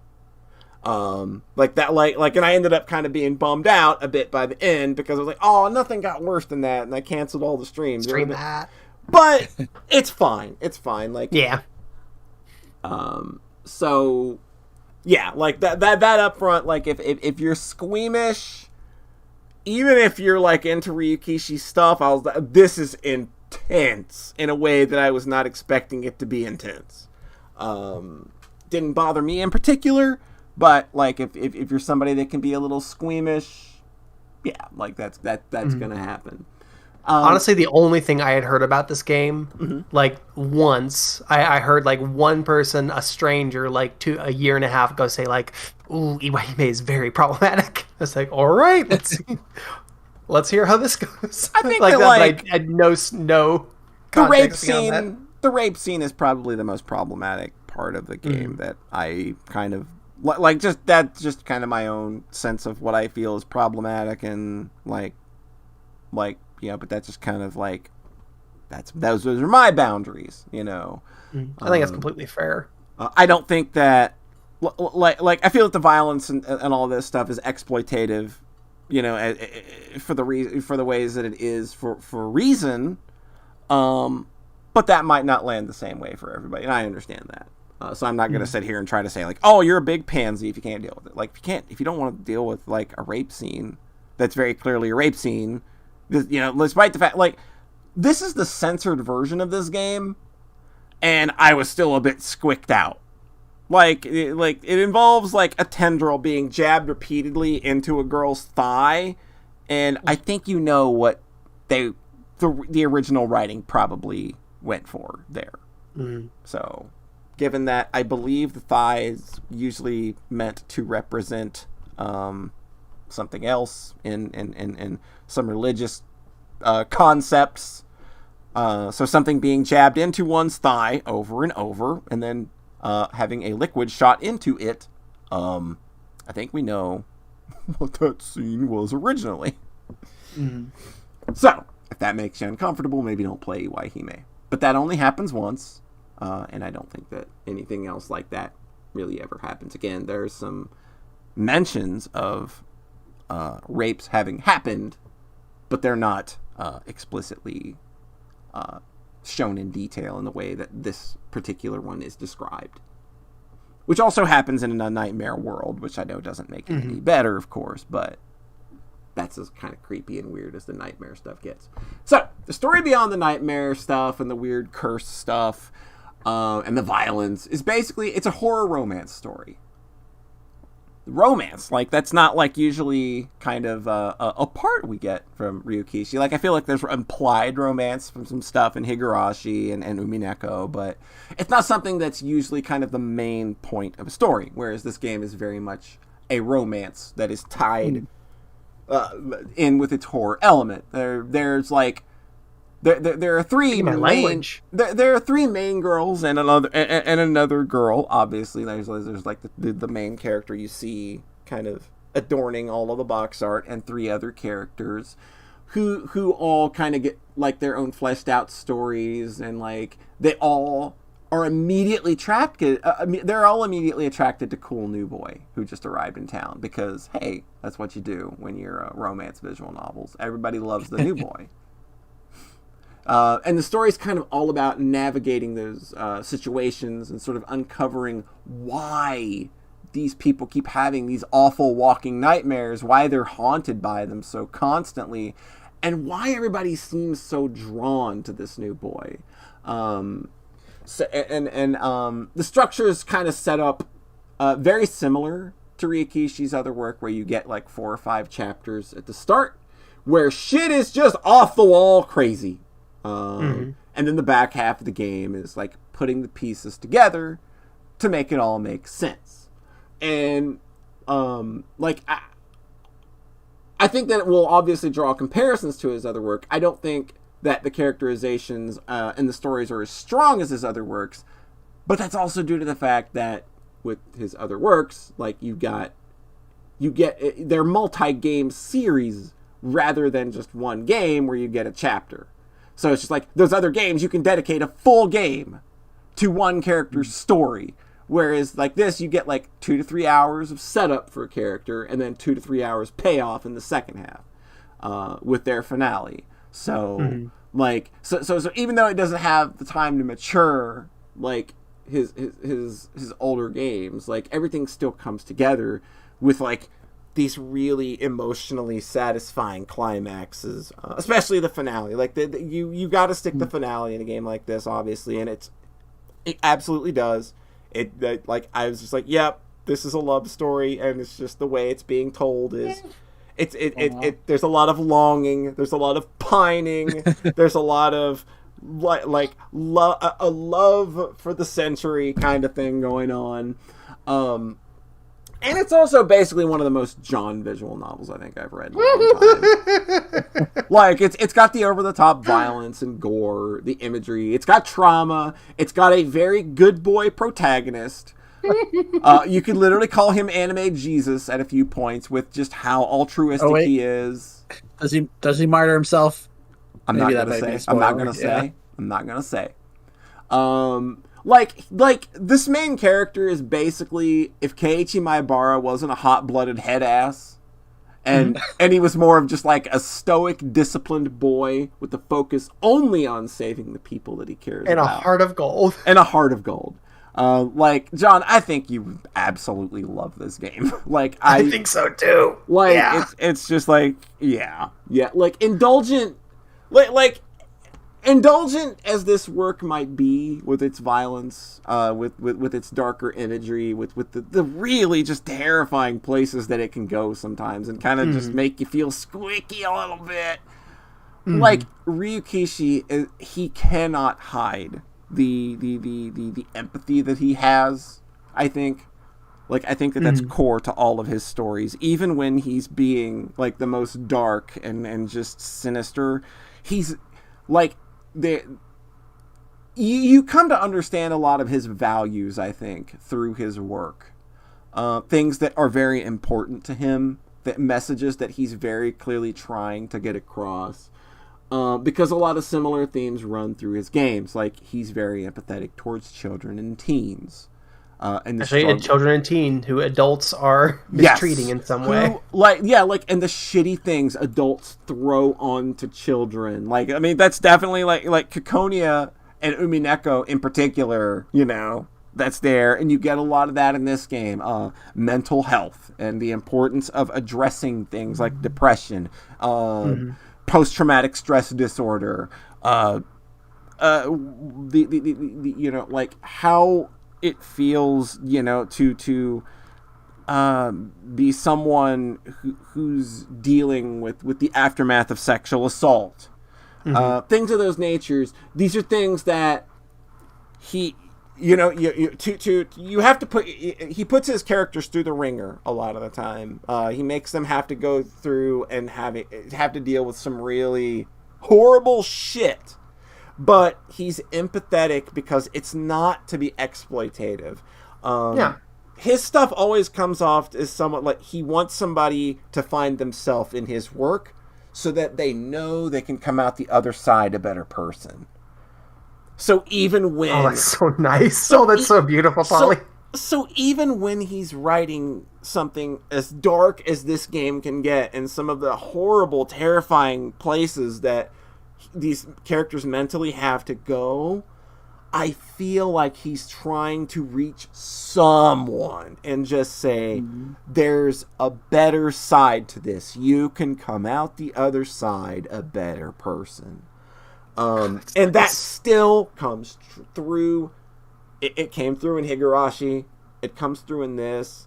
I suspect that when I revisit Umineko, I'm going to find those things, and I'm pretty sure that that's a theme that's going to come through in Kikonia as well, is that you can be someone who went through some pretty bad shit, which that ties back to our whole Heaven's Feel thing earlier. You thought I wasn't paying attention, probably. You can come out of the other side of trauma and still be a good person, and you know, see yourself as someone that is allowed to have good things. And that's something that's so consistent with Ryukishi's work, and why I think that Like maybe Iwai might not be his strongest offering. I still think that if you're into his work and you can get yourself through like kind of the grosser things that are there, because that's kind of like the trial that his characters have to go through to get to where they need to be, you'll get both, like that catharsis and you'll also get the catharsis of this very nicely done love story as well. So that's kind of the thing with me and him, is like the idea of like Ryukishi being more overtly indulgent and just kind of luxuriating in those moments of violence and whatnot. Mm-hmm. That's really exciting to me, because like as a fucking 16-year-old, like that's what I was watching Higurashi was. Mm-hmm. I was excited about the violence. Yeah. And then you watch it and you read it and you get through it, and then you realize like there's this huge beating heart underneath all that, and that's just kind of the hook to bring you in. Yeah. And I feel like even if he's being extra indulgent and he's really going over the top with it, I feel like I can always trust him to bring it home and tell a warm to have a warm human core there that's empathetic. Yeah. And isn't ultimately like reducing any one character to an object, isn't reducing one character to the relationship with this other character. It's them treating them all as people. Yeah, and I think that's sort of like why I disconnect with Fate and Nasu, and why I connect so much with Ryukishi's work, is that there's always, like, I feel that there's a beating human heart in the middle of all of the stuff that he does. And I feel that he writes the things that he does because he's trying to reach people, as well as tell good stories, obviously. And I think that's why, like, even when he gets into these dark places, it doesn't feel, at least to me, like icky or like it's exploitated the same way as Nasu or Ibuchi when they dove into the same thing in the same format. Yeah. Like Ryukishi, that dude's real good. Higurashi's so fucking good. I'm really excited for this fall. Like, every screen cap you showed me, I really want to meet my caterpillar wife. Yes, you want to meet your caterpillar wife. Yeah, somebody turns into a caterpillar. It's great. Man, and this, like, there was one description, like, a real funny story before we close it out. There was during the scene with that was the implied rape scene. That they do a very vivid description of the tendril that's slinking up her leg, and like rearing up to dive into the flesh, and the way the preceding text boxes they used to describe the way the tendril pulsated and dripped and oozed liquid, I actually gagged on. I've never read a description of something out loud before and had a visceral actual gag reaction and have to stop for like 20 seconds and be like, hold on, that was what? Jesus. So funny. I was so sad I missed that stream. I've got the videos, John. I can send them to you. They're just privated. Don't worry. I can send them to you. Okay, cool. I'm glad they're not lost. They're not lost. I will read this, and then I can find out. All right, here's what happens. Here's how a stream can go in such a way that makes Molly go, "I'm out." We're done. Yeah, I was bummed that I didn't finish streaming it, because I think it's like it would have been a really good. I think people would have really liked the story and just how everything came around. Yeah, I privated videos of me gagging. Seems sus, right?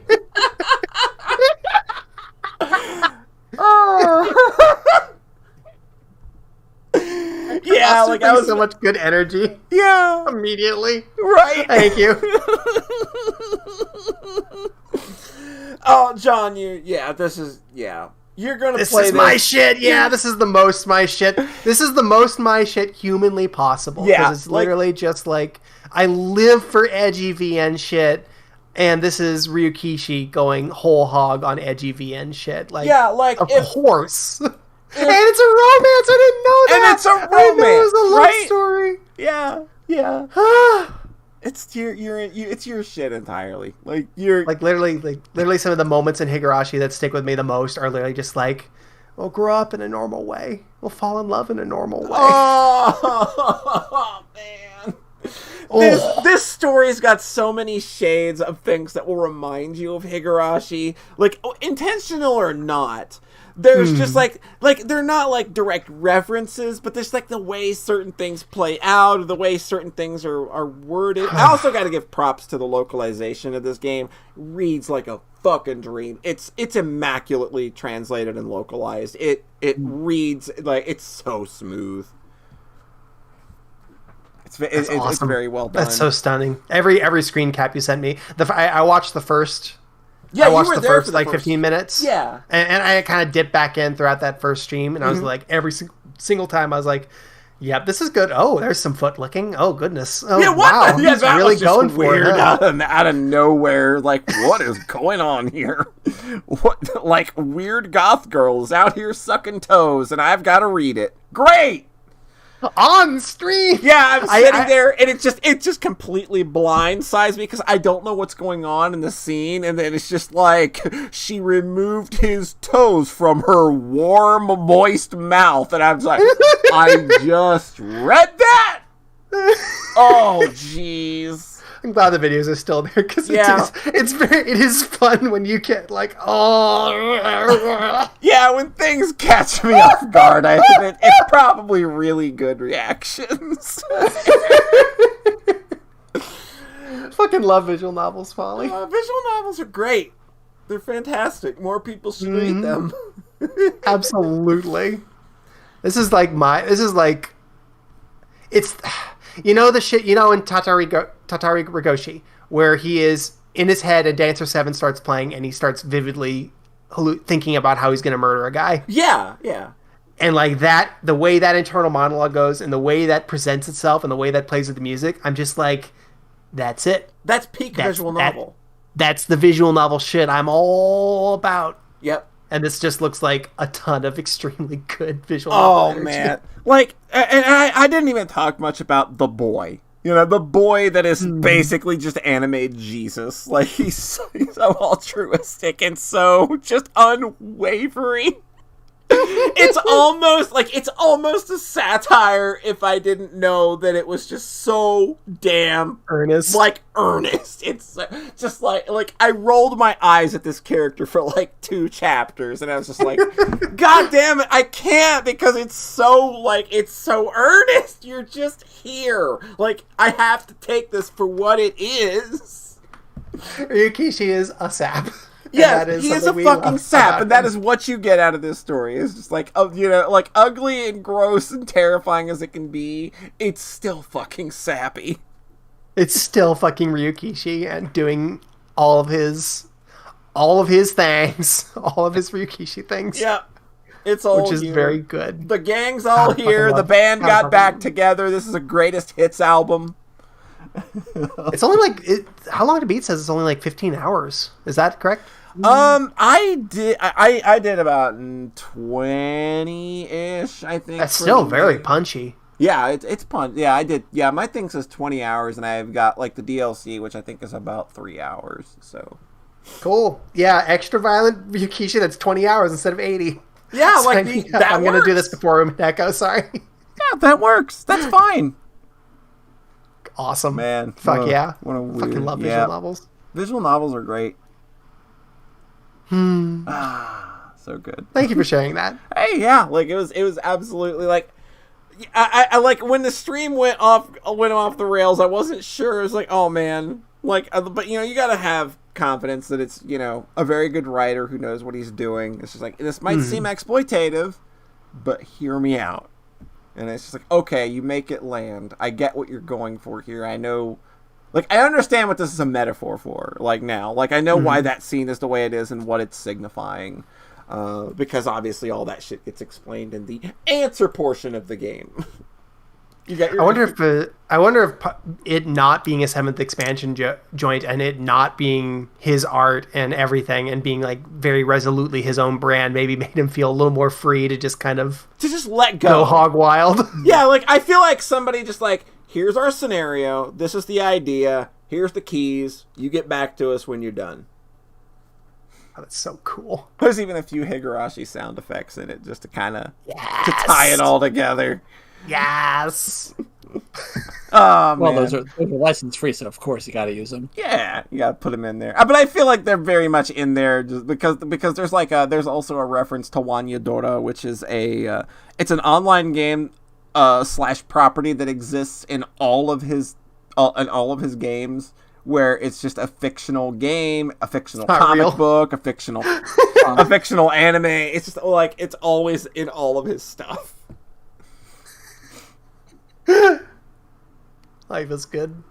Life is good. That's Iwaihime. Like if you like Ryukishi and you can stomach him being a little more extra than usual. Good. Definitely. I certainly can. Yeah, like John. Because you tell me this shit and I'm like, oh yes, please. Yeah, I'm extra on board now. Yeah, by all means, hop on that train.